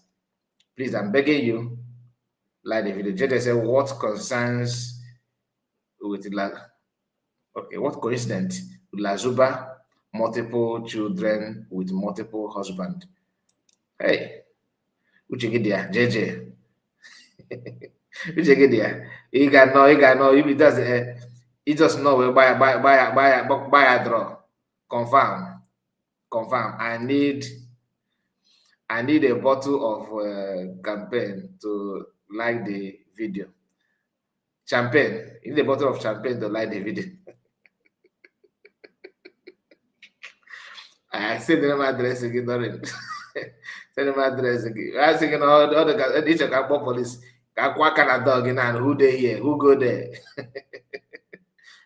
Come out, follow us to station. I joke, buy a can see aqua. Thinking, not to kill if I second on a like of video can report. I don't know life, you cannot, you just watch, no like the video. Please like the video, okay? It's not gonna take anything away from you. The champagne, you have to give me bring your address. Can't local and champagne. So not boring no. Mana aka kija like the video. Mama can ekucha better. Chapen na gana pore na. Ija pore I like what I like the video, my sister. Official. Ọ dị egwu. Ọ dị egwu. Ihe nke a bụzi rice. Lolo. Ọ bụzi rice. Lolo Nneka Chimezie has found her match. Asị gị na nwaanyị n'ibie che na ndị kwuru okwu ma ife na-ekwu na ọ bụ na nwoke na respond to Nneka. Ọ ka gị na-amachagharị ene na na-eme n'ụlọ taa onye gbara oke na nwaanyị nwaanyị gwa gị okwu kwete na na-eme na ọ nwaanyị ife fit nwaanyị na-agba ife tikpa ọ nwaanyị ibia ya tago ya na-eme some men ịnụ ha na nwaanyị dị anya oge ochie ọgbakwa kịta ị ga nụkwasị ya nwaanyị ọzọ ya na onye dị anaja anya ịtụkụ ụkwụ nọ n'oche na-akụrụ na-echi ewefu oche gị ya nwaanyị na nwaanyị bịa na-akwụ mana ime kịta na ụmụanyị na-abịa eti m ọbụ ihe ọma mmeda dị kịta two women igbo etiki isi ọnụ wee dose gị ihe astroku elu mmelu ozugbo I'm telling you oge ochie bụ na nwaanyị na-agba na edi ya nsogbu asị a ga-anụ nwaanyị ọzọ ụmụanyị na-ekwu okwu too much asị a ga-anụ nwaanyị ọzọ uye dị versus uye dị ife ga na-anabụ nna ọkwa ife nne uye dị asị ọ na-ada n'afịa mana kịta ifu trial ụmụanyị na-agba ebuka isi ọnụ bie gị stroke ife a na-abụ kịta abụrụ nwaanyị nna m ịghọ akịta mee ya na emere oge ochie fee bika isi ọnụ bie gị stroke ikweta na ọ na-eme ọ ya mere kịta ịnọdụ ihe aka na advice anymore mana mgbe ọ na-awa ọgwụ one hand nwaanyị na-ekwu okwu too much ọ na-eji asogbo every time chọchọchọchọchọchọ asị a ga anọwa nụkwasị awa ife ọ na-awa ọkụ if you try am now ị ga-ebu agba gị n'aka na-agba ọsọ na street ha ga-eme ife ụmụ eme high five my sister thank you gị na-ekwu anụ ọfụ ife mere iche na ha na-anọ ọgụ n'ime ofe a ọgụ abụzi problem I'm telling you akpọ gị agụ oyi na be gị kweta na ọ na-eme ta nwaanyị ọzọ ekpere ime oke n'ihe m jụrụ Google asị Google who is the founder of Igbo Women Assembly in Lagos. Google sim na-eni ebe a maka ndị ụta maka nwaanyị a gwara anyị n'Igbo na-asụsụ Igbo ka ha na-asọpọtụ na-asụsụ Igbo see who is the founder of Igbo Women Assembly in Lagos. Google asị the Igbo Women Assembly Iwa, a prominent social, cultural, and the pressure group, operates nationally as an affiliate of Ohaneze Ndị Igbo. The organization is led nationally by Lolo Nneka Chimezie. Okay? Or see, the Iwa is not structured as a single localized in the Iwa is not structured as a single localized Lagos group.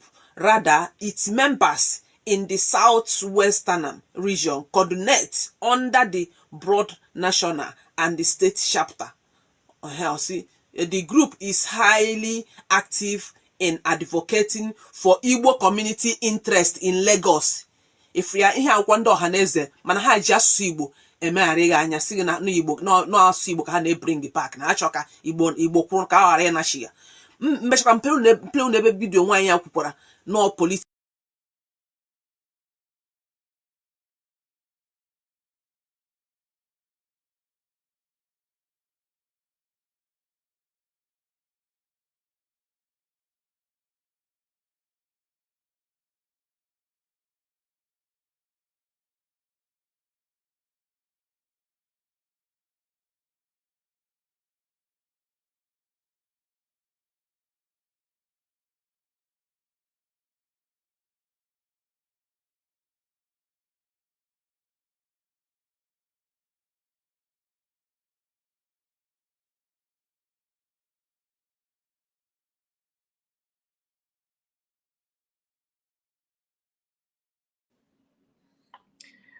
Again, I moved my mic while talking. Can you imagine? I was actually saying sorry to give to KK, who complained that I did not. Yeah, Dorian, thank you so much. I muted my mic again. Once again, it happened. Please give to Keke. I am sorry. I'm sorry for that. For skipping your comments. It's not the intention at all. Say, Kai, you feel like jumping my comments. Sure, I understand. No, you don't understand. It's not the intention. I don't say you understand as if I have any issue with that. No, not at all. You are one of us, man. Okay, why will I jump your comment? I'm sorry about it. Peter said she is going to 1 week break. Since then till now, she has not resumed to face what she wants to face. No, the woman is back. Yo. She's back. She have returned and ha. That is Bernard. Bernard, I see you. Bernard in there. And Nneka Mbeu. Nneka, let me call you Nneka. He said, good evening, Mazakai. We go hear something for this Biafra struggle. Madam Imizi, Madam Ezokuna. You're welcome. Ngozika. Mbemena Ngozika said this Achalugo has a bad mouth too. Very, very well. Quite serious one. Please, the voice is not coming out. Yeah, it's true. It's true. Doreen and NWC, no voice. Oh, he said, why the arrow with elephant? With elephant chest, okay. Why dear Dara EB with elephantiasis? Why dear Dalibi with elephantiasis? Good morning, Master Guy from Malta. That is Joas, our sister, our Chinese wife. I agree. See, I did not forget your name again. Joas, I did not forget your name. Did I? No, I don't think I did. Ohanes and Igbo and Igbo Women Assembly are for political purposes, and the enemies of Biafra freedom, they are against Biafra. Official, I hear you loud and clear. And then again, we have Joa said, God bless you and your family. Thank you so much. And yours as well. Ohanes and Igbo and Igbo Women Assembly are for political purposes. Okay, that's you put the comment again. I fear this lady mouth. I must almost help your friend. There, my sister. Thank you so much. Yes, brother Kai. Thank you. God bless you and bless you too. My regards to your husband. Okay. There we go. To get involved or contact the group. To get involved or contact representatives for the EWA in your area, you can reach out via their official Ohaneze Ndigbo portal or connect with the leadership through the Igbo Women Assembly community platform. Una free? Open ishi contact ha, ishi register, ishi bana group ha, when ya contact you or a gun of official Ohaneze Ndigbo Okay, our brother is watching. One Madolewe, I greet you. Jazz. So say hi. Okay, he said he's hearing us. My brother, I greet you. Good day to you. It should be evening your time. My regards to you and your family. Take care of our wife. There. Portal, or a Ghana connect with leadership through the Igbo Women Assembly platform. Okono from Nwayi na Nwayi abu political party. Ha na China sawa nketa Igbo na China sawa nketa ha bago na politics. Federal government go bigo ha. Ha nchari na arụkọ together. There I see. Nwayi nka ye play video ya Nwayi apụtara. Nyema ya na Ikenga nwe nnukute problem. Ima Ikenga no China sawa nketa nwe ezigbote problem. So instead Ikenga yeje mebe China asawa nketa attack o win direct we na adugodu na emegodu Nwayi imiezi attack for now mana ka ya pụtakwa fully unu mo Ikenga wo ka ya pụta fully. So onye na-eme attack ya indirectly China asawa nketa o go ji na asị Nwayi imiezi na ọ na support ESN ESN Chinasa Ikenga na Barawai Imiezi mba no na support no. Ya support is na that ESN wo the dead man squad Chinasa wanketa create in the southeast. But Ikenga one idea that dead man squad. Mani na ihe Chinasa wanketa na ndo na kwe ESN. And I still support ESN. So all ya ka Ikenga indirect way na agwa the woman.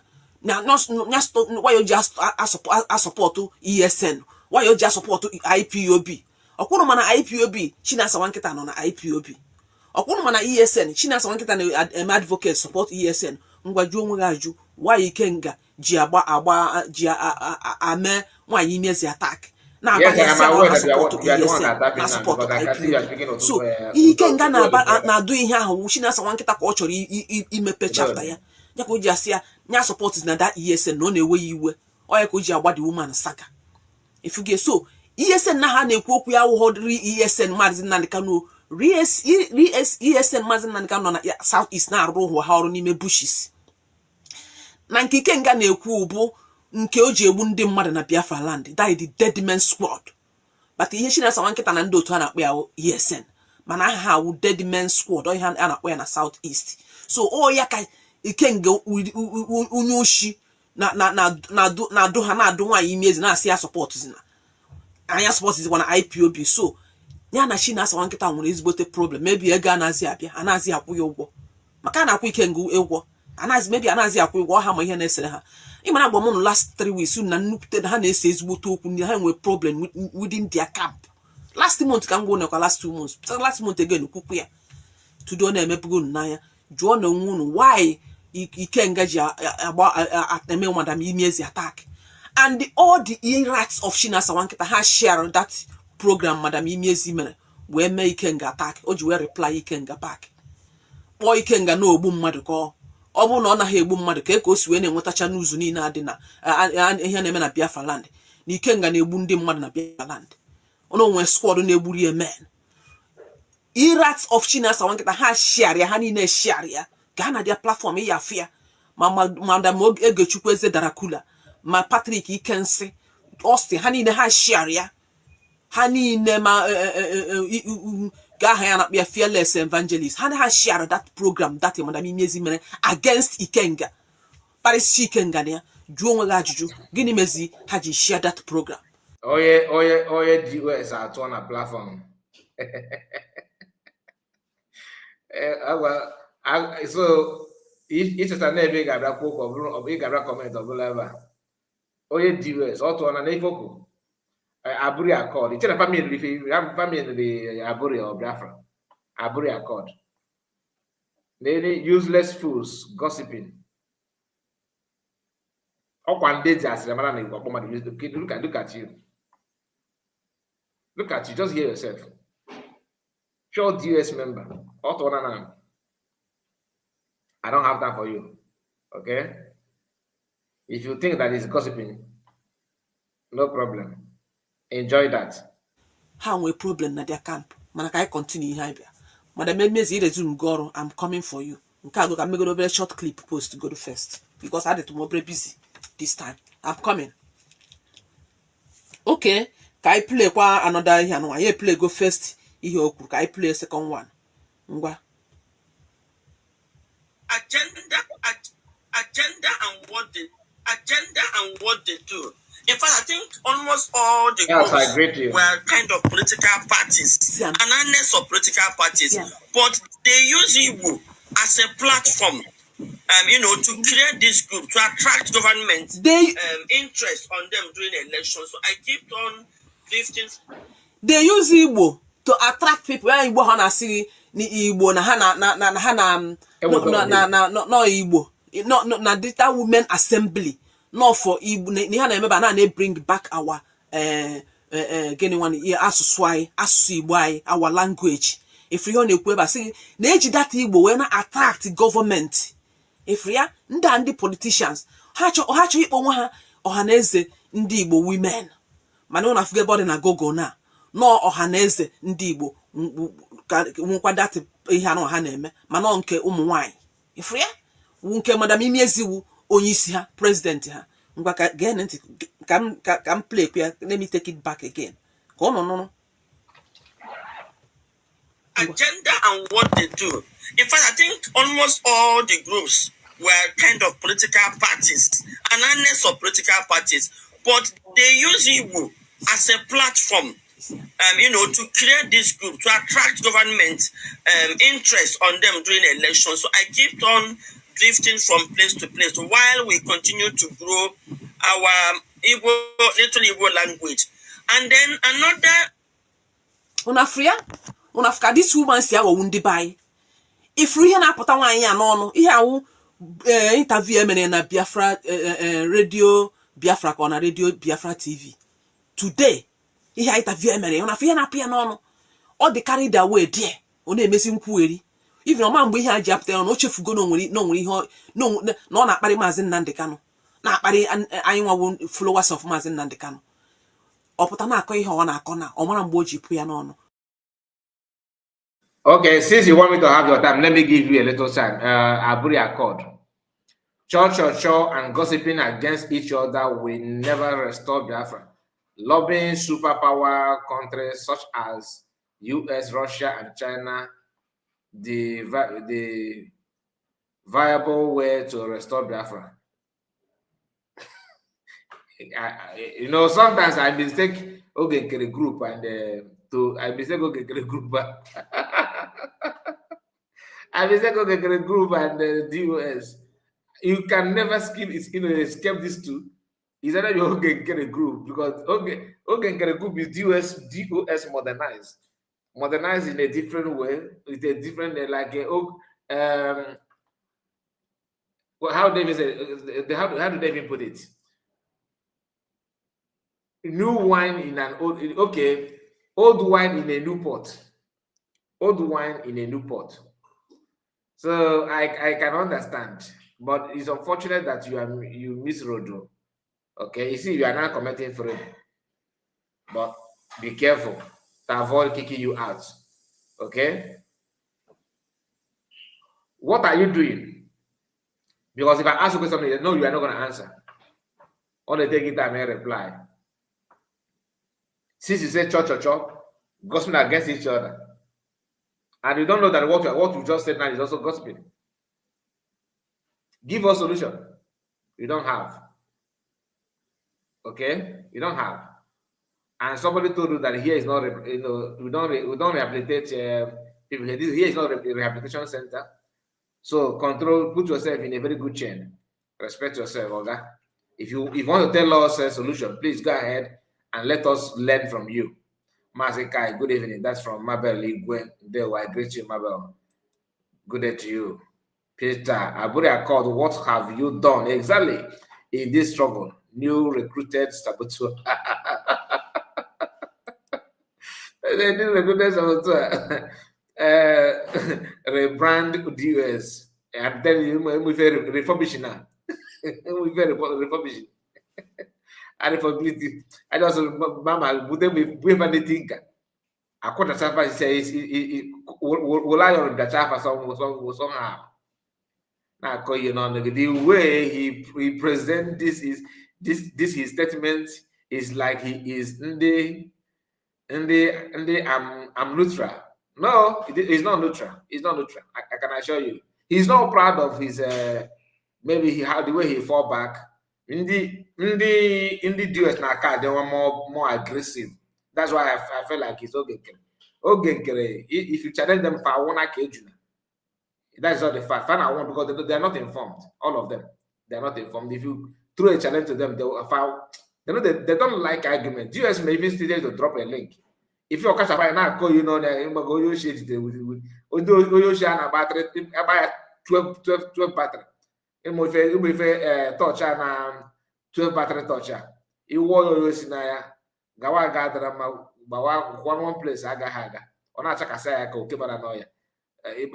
Oh, Dios name ya. Naza cause you know there to defend themselves. But bring that to Ogenkere group. Equal again those say that now our APM is coming live in this. Or drop or have you finished in our whether our 8 p.m. is coming live. Oh my goodness. No, Mazaka, I greet you and dear friends. That's our own brother, Oluchiwa God. Good day to you, sir. I see you. Nice to have you. Nice to have you. They will. Okay, let's continue. Or Chukwu okike na-etipụta nwaanyị okwu n'ọnụ. Nwaanyị awụ a political nwaanyị awụ a politician. Onye efu wee pure politician. Onye ka ihe ne Maazị Nnamdi Kanu na-eme ji ewe iwe. Ọ na-achọ the way eji we damage everything Maazị Nnamdi Kanu na-eme. Ka I focus on na political because ọ mana without politics nwaanyị amari ebe ha ka o si eri. So ofi na na-achị na Maazị Nnamdi Kanu na-achị ịkụrị ọrụ. Onye ka o ji wee chọọ ka o destroy ya Maazị Nnamdi Kanu. But little did she know that no ya emenwe ihe dị na ya. Ọkwa anyị na gị na social media, don't worry. Ịgbaghala na social media ya agwarịrị ala. Ọkwa na this interview eme isi no mgbe isi na-agbaghara ije psyche ka ịma ma isi ala na ayi gị. Ya agwarịrị ala ihe gbasara Maazị Nnamdi Kanu. Ya na ụmụnne Maazị Nnamdi Kanu. Ya agwarịrị ala madam imi ezi ihe gbasara Maazị Nnamdi Kanu and Maazị Nnamdi Kanu. All right, I'm coming back to this. Our brother Desmond Chigoze, Kai, please, sorry to distract you. Who did Chioma and her husband take into court? Court where? Which country, my brother? Is it in Finland or any other place? And where did you get it? But I don't know what we are trying to just put it very, very well so I understand what you are saying. For now, the only lawyer that they claimed that is for PM is the one that they, you already know about that. So is there any other court case, from them, or maybe you are not aware of all that? Just let me know which country, because that will help us to understand what I'm saying. Is it in Finland, taking the person to court in Finland, or in America? Where? There one. Siblings.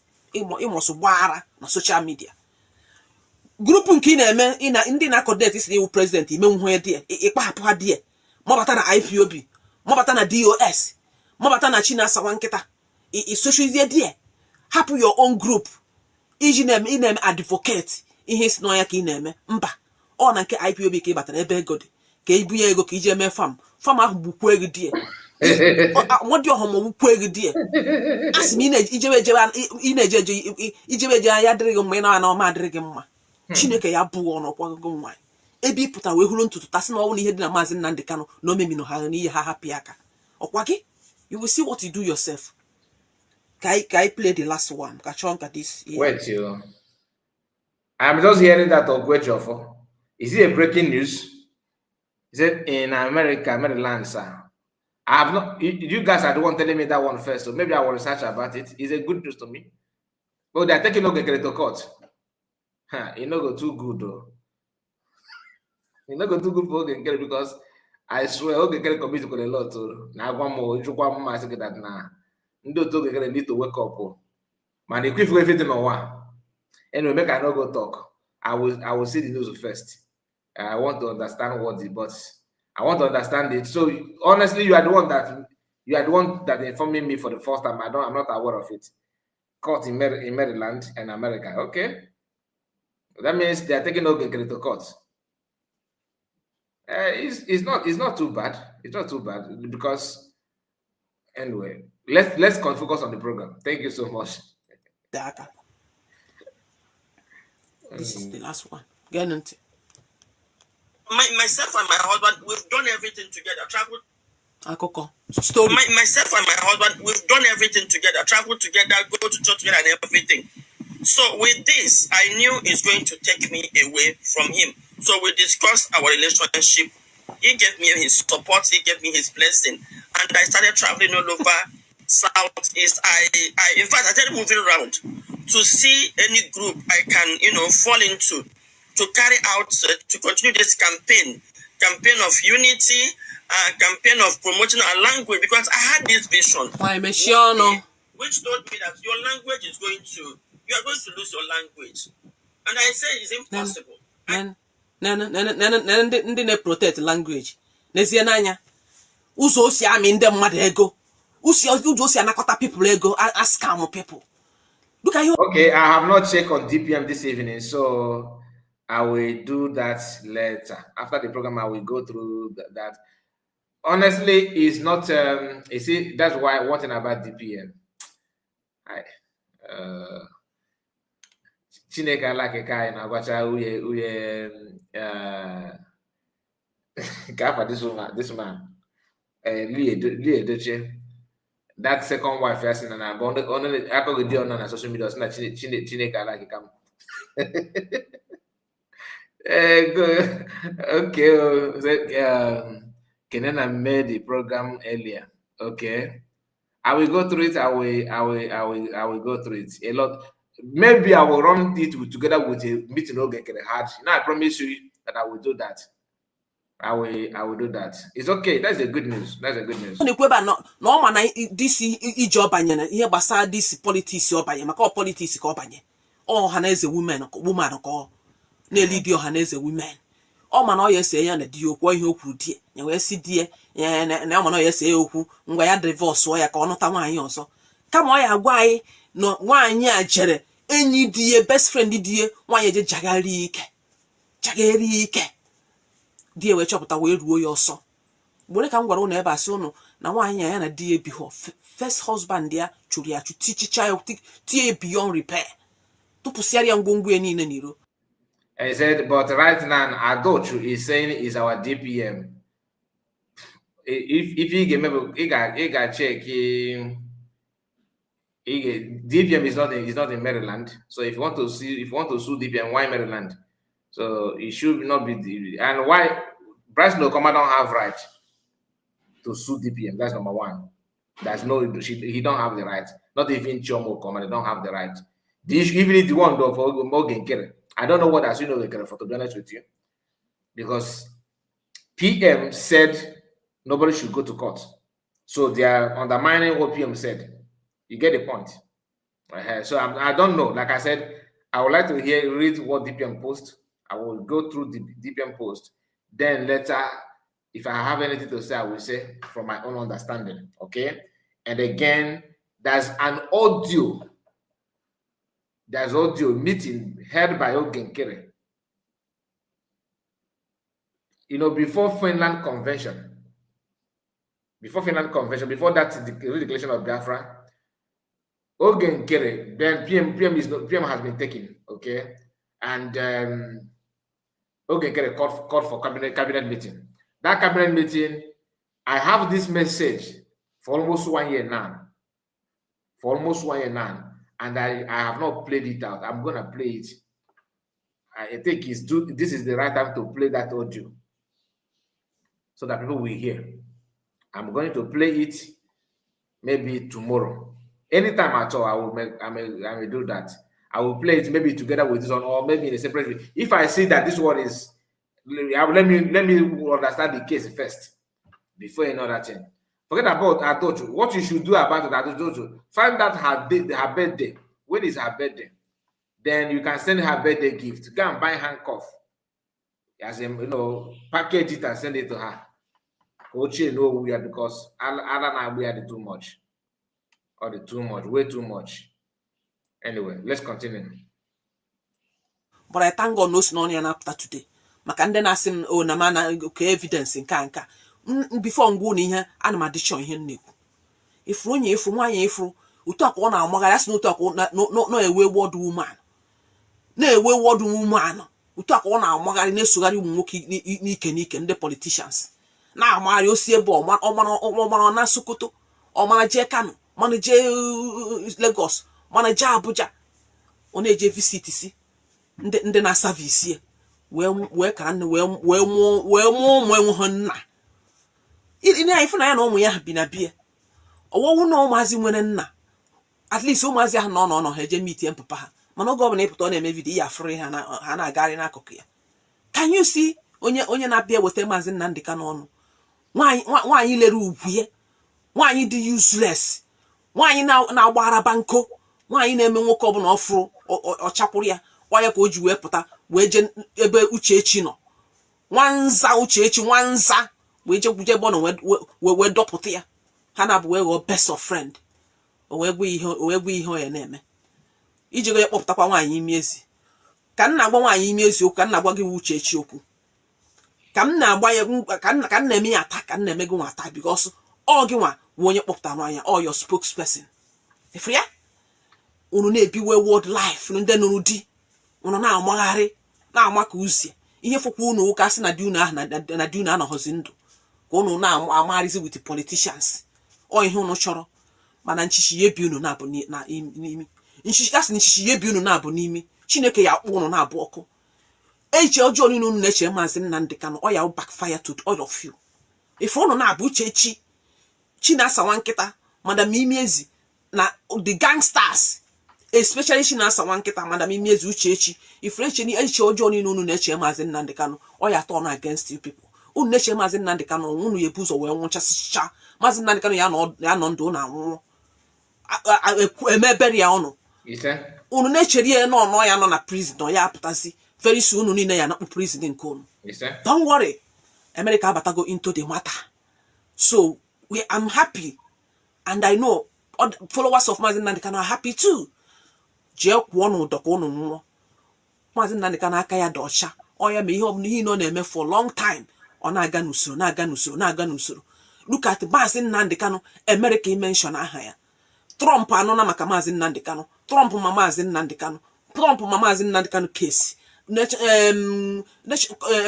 National Congress American Congress ma Maazị Nnamdi Kanu a na-discuss maka ya onye na-abịa after social media bịa dọgharị Maazị but it don't when okay get claim no ya mere those really possible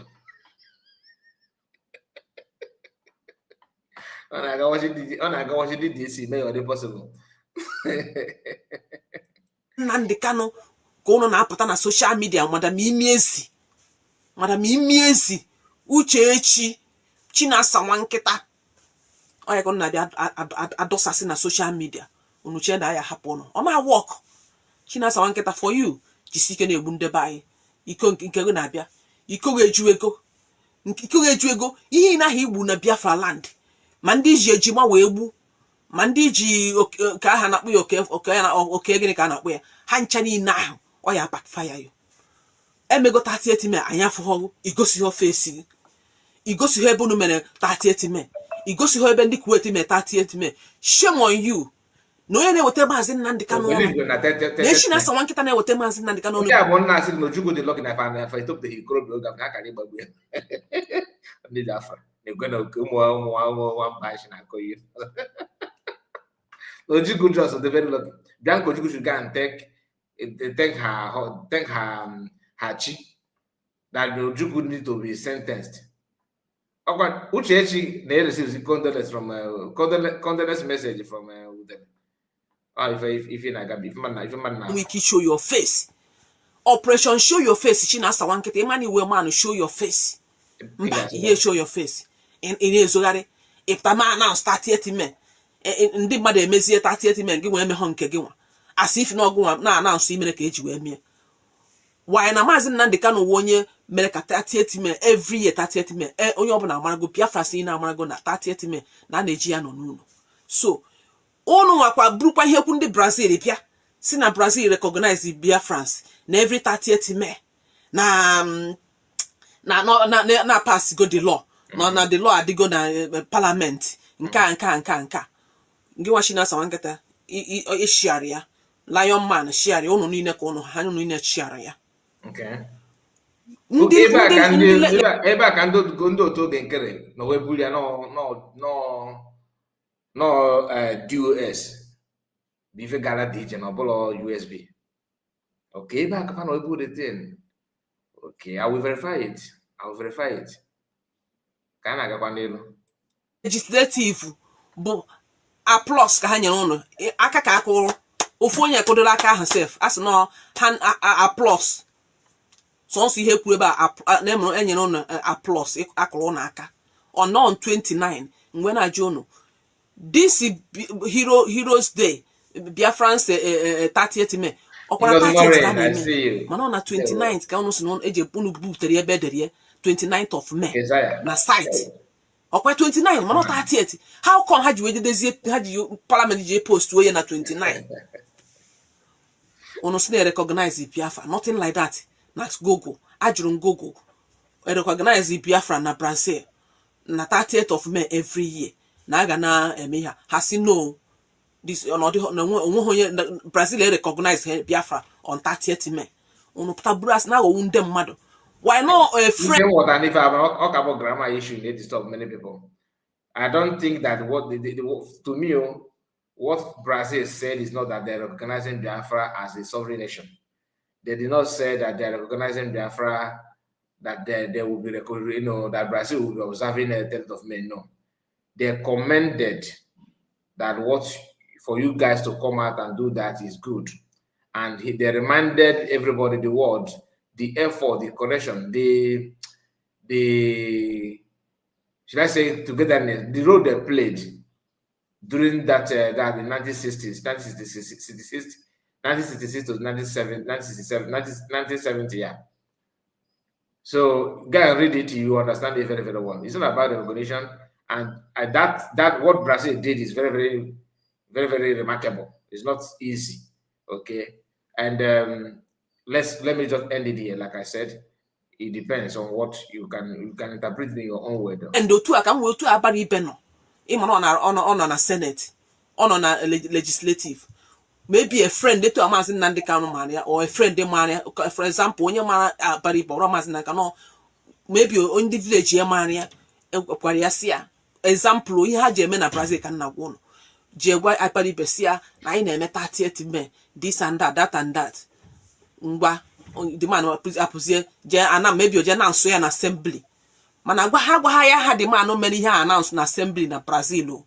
On how I recognize Biafra on 30th May. Mani him through na gogobo na nenye ha plus nya akoro haka na imagonye hell ha. Just a friend, or a friend, none met. No, you need to read the document. Maybe on your parliament. Always a GTD. Go where they can. You need to read the document. After this, recognize it. 30th May. Tono Garia. To Asidinia. Can we deceive Wopia France? Eh? Even other countries, I name me. Canada here, I name me. 30th May government in recognize here. 30th May, I Nigeria report on the police. I change the police. Yes. No, she used to, but she's no longer. And the police have chair Biafra. She used to, but she's no longer. If any flag, no na government in Mabakaya, on a one and a man and news, on a one a pepper. So Brazil could go to the 30th May, name a 30th May, and name no. This month, Chico said we are live. We are not. We are not watching recorded video. We are still live. Na corona applause him and a hell no. Or he offer and a other countries. So Brazil I have first. So stop on deceive people. By either one day mother na 30th May na Brazil recognize Biafra. Na every 30th May ni no go do no. Na 30th May na government I have cut to your salary. Na almost score your complete salary. And that 30th May na ya no na Brazil na your house. Why na asiocha. Maybe onya onwe friend in a parliament. Or way that kind of thing. Force we are.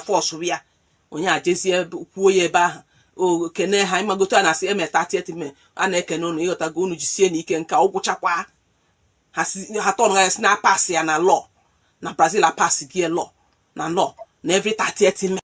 This is what I said, that this guy still live. Yes, I am. This guy still on. Cannot see him or hear from him. You can hear me. You cannot see me. Is that how tiny my picture appeared to your phone? Let me see. You can see me. So you can see me now, can't you? Can't you see me now? You can hear my voice. Not to go recognize na Brazil. Can you imagine? Go ndi na bia ro kana my comment section, go to Google and ask Google how nature eju makada Brazil. Ka agwa. Ije na Google jo maka nke madam Imiesi women assembly founder oya agwagi adia. Ndi founder wo Ohaneze ndị Igbo. Ohaneze ndị Igbo nke women. Dị ihe anụwa madam Imiesi wu president. Before nne ya nwodo wu president of Ohaneze ndị Igbo. Oritu onye nke mama ha onye nke no na. So otu akọ dịkwa madam Imiesi na wu president of Ohaneze ndị Igbo nke ụmụ nwaanyị. Ọ gwụrụ nke ọha n'ọnụ. N'ọmụnụ na social media ihe mana mma na-agwa unu nke bụ eziokwu. Evening, everybody, depending on where you are joining me. Come on, each and every one of you. Mwa kana pa Nwa-Ada Achalugo. Achalugo ne nwara dibro chacha. Adamazin Nnamdi Kanu. Biko, I'm doing this video in respect of those who has been contacting me on WhatsApp, asking me many questions regarding the video Owazurike made 2 days ago. I called Owazurike this afternoon and I was asking him about the video he did. He ended call on me, but that is by the way. Those of you who has been sending message to me, now listen to this memo that I'm about to read out for clarity's sake, because una like in a fake news. A special update on the filing of Mazi Nnamdi Kanu's brief 0806-2026. Today we were updated by Barrister Aloy Ejimako regarding the case of Mazi Nnamdi Kanu. According to Aloy Ejimako, the lead counsel to Mazi Nnamdi Kanu, in the past few days I have been inundated with inquiries from legion of well-wishers in Nigeria abroad as to whether the appellate brief for Mazi Nnamdi Kanu has been filed. He said he has relayed these genuine concerns to Mazi Nnamdi Kanu, and he instructed him to now publicly disclose as follows. Yes, the brief has been filed, but it's not the version that was circulated on social media some days ago. It's not the version Ijele Speaks circulated. It's not the version Owazurike was talking about 2 days ago. What now remains is for the government to join issues by filing its own. Okay, I'm coming back to that before this idiot runs out. I know you are very senseless. I know you are very senseless. You are calling somebody a fool without picture, without any name. Aburi Accord. What do you know about Aburi Accord? This is, these criminals think that social media can help them to survive. Everywhere can pop and they want to contribute. You are bringing. What did you do, criminal?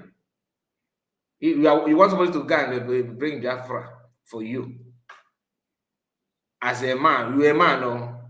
You want somebody to go and bring Biafra. Look at you. You're not ashamed of yourself. What ashamed of yourself? You're the same thing.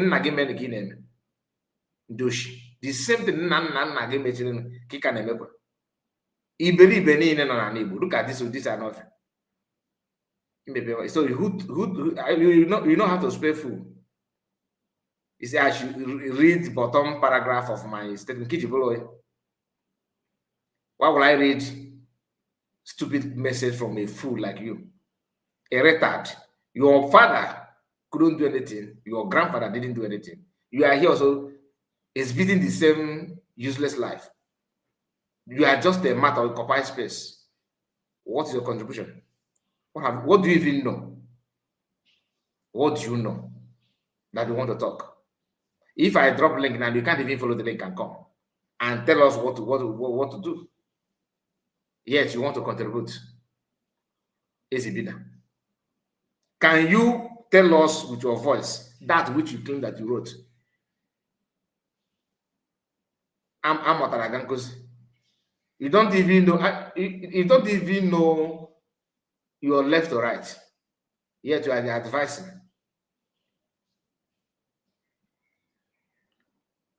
That I'm very kind. When you put the first one, you see how long it took you to even cook up this one now. Almost an hour. You drop another one. Can you talk now that I paused the video? No, you will not talk. So your assignment is to distract. Can you come now and comment? The answer is no. Foolish human being. You go and check. Can you tell us the history of your father or your grandfather? Mention one thing they did for Igbo land. One thing. Okay, what are you doing now to have something to change that attitude? Mention one thing. I don't want to call you a saboteur as I'm far better than you. People that have slowness in their sense of reason. How will I expect anything meaningful from you? A well-known criminal that goes from one lineage to another lineage. You cannot parade yourself na a wokibo. A wokibo na the mapata. Actually, you get wokia. Roll number. Even to stand support something good, no. In a good church. I'm off. Idiot. Save our points before reply brief, and so soon thereafter, the Court of Appeal will set a date for the hearing of the appeal or adoption of the respective brief in open court. Once this is done, the court will be minded to render its judgment within 90 days as required by law.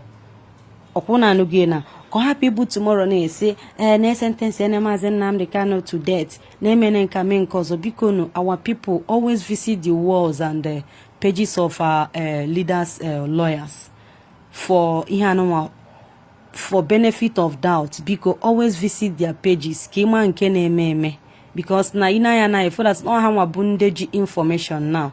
In IPOB today, we no longer have DOS, we no longer have leaders. Okay. Now we only have 100 men and the legal teams of Mazen Nnamdi Kanu. So always visit their pages.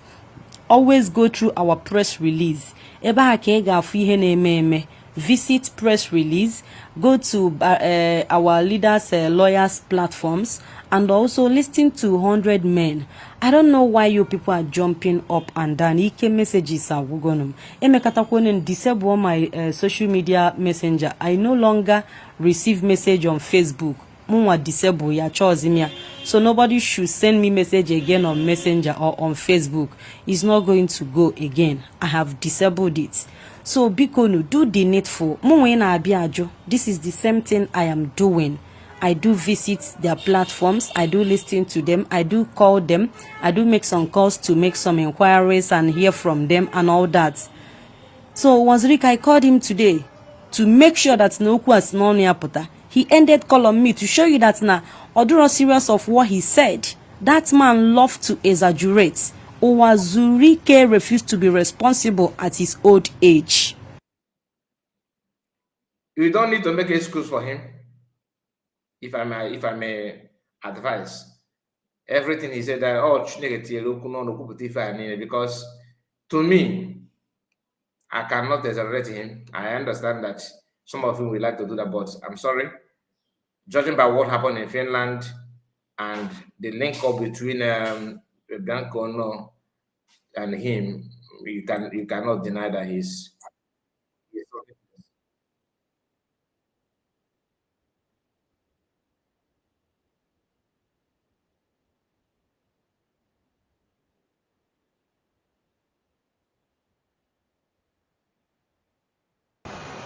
Lolo Nneka Chimezie. God I beg you, God I beg you, God I beg you. Nneka Chimezie, damage control can never help you in this life. If for damage control, you only be Giagana and Jema. If on this media, no. You cannot eat your cake and still have it. Or do possible. If for damage control you no go save you. Na gini ikenga na agba one, you ne defend the ESN, Chineke kpo. You have no rights. You have no right to defend any ESN. The ESN you are defending today, Mazen Nnamdi Kanu, but the founder of ESN. He formed ESN. ESN. So why are you attacking Mazen Nnamdi Kanu? If defend the ESN. If you this your damage control, you know if you work. In a gazi inbox to inbox now kowalo people. No, you don't need to explain. Kisi we no na media. Bia you on sinon against the leader of indigenous people of Biafra. Sikwala that putakwa. Bia kowa onwegi. Although we don't need your apology. When we hide your apology game. As it stands now, you are no longer relevant.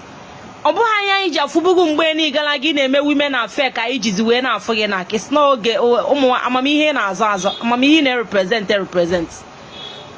it's no no digbo ka it's no gene obuhanya eji afoge mgbe aha ka ejizi afoge na ilegu ugwu gi na media onwezi ihe da now you are a nobody.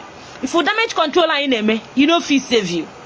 Medebe damage control emezinie e no go save you anywhere. Damage control how? Do you think we are fools? ahụ adịrọ gị ịkago nka nne nwaanyị ka ịbụbọta uche daazụ uche inweghị uche n'afọ ịpụta na-emela anyị damage control ka ị na-edefendizi Eastern Security Network but Maazị Nnamdi Kanu bụ nke a o riri ego IPOB ọ bụ onye oshi o mere nke a mee nke ọzọ abi madam defendizi na Eastern Security Network you know nothing about ESN. You know absolutely nothing about them. So get inside. Now go inside. Remember where you are. Okay, you use Gogina. You use Chanage. You have not seen anything. Okay, you use Chanage where Maazị Nnamdi Kanu tabaye we may nine. You have been used.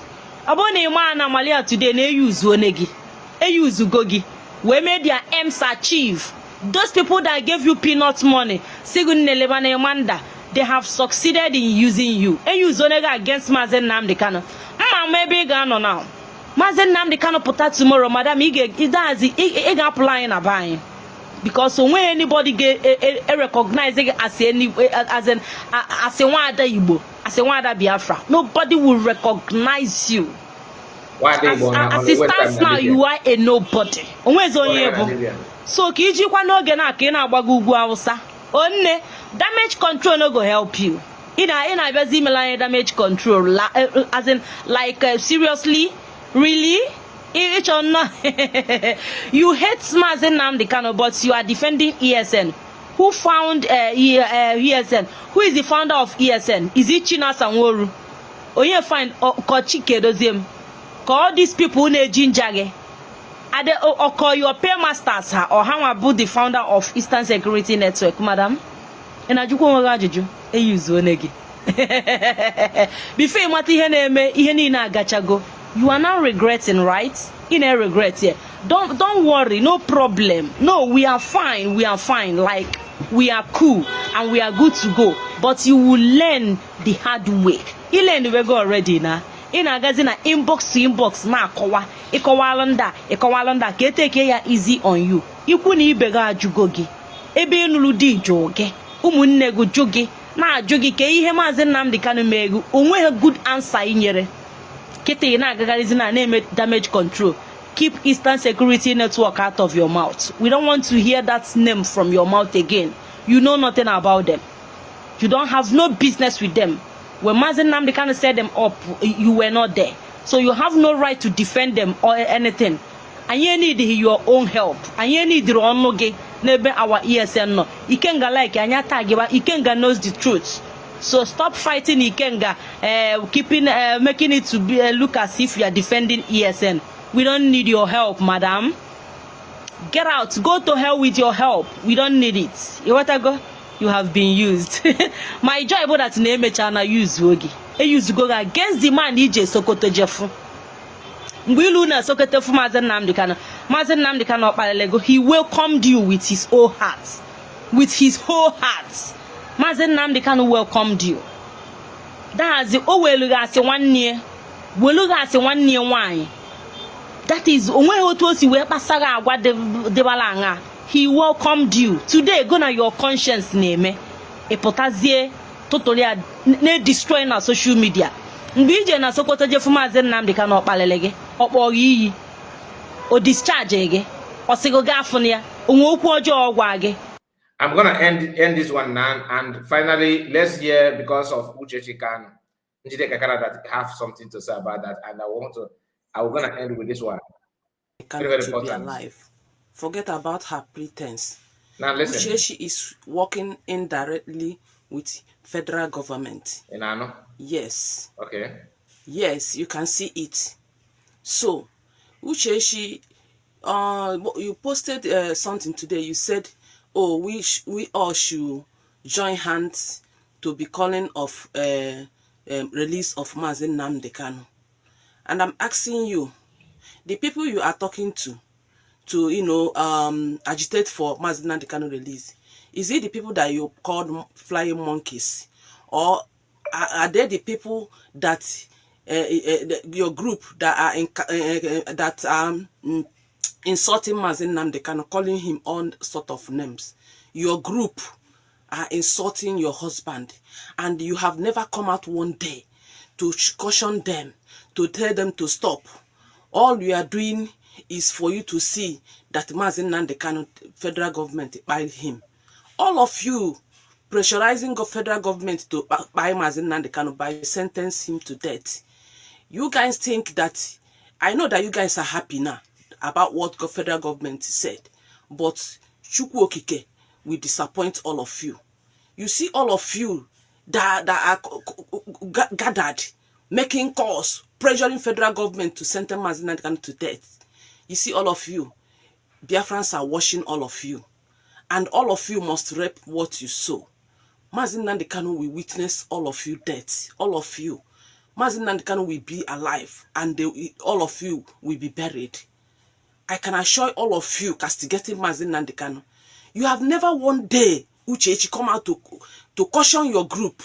You follow the gang that are against your husband. Your husband. You even follow to be in attack. So, all this your pretense, all this your wrong write-up, you know people you will deceive, not people like us. I saw the jargons you wrote today. I said, oh my God, what kind of stupid wife is this? What kind of evil wife is this?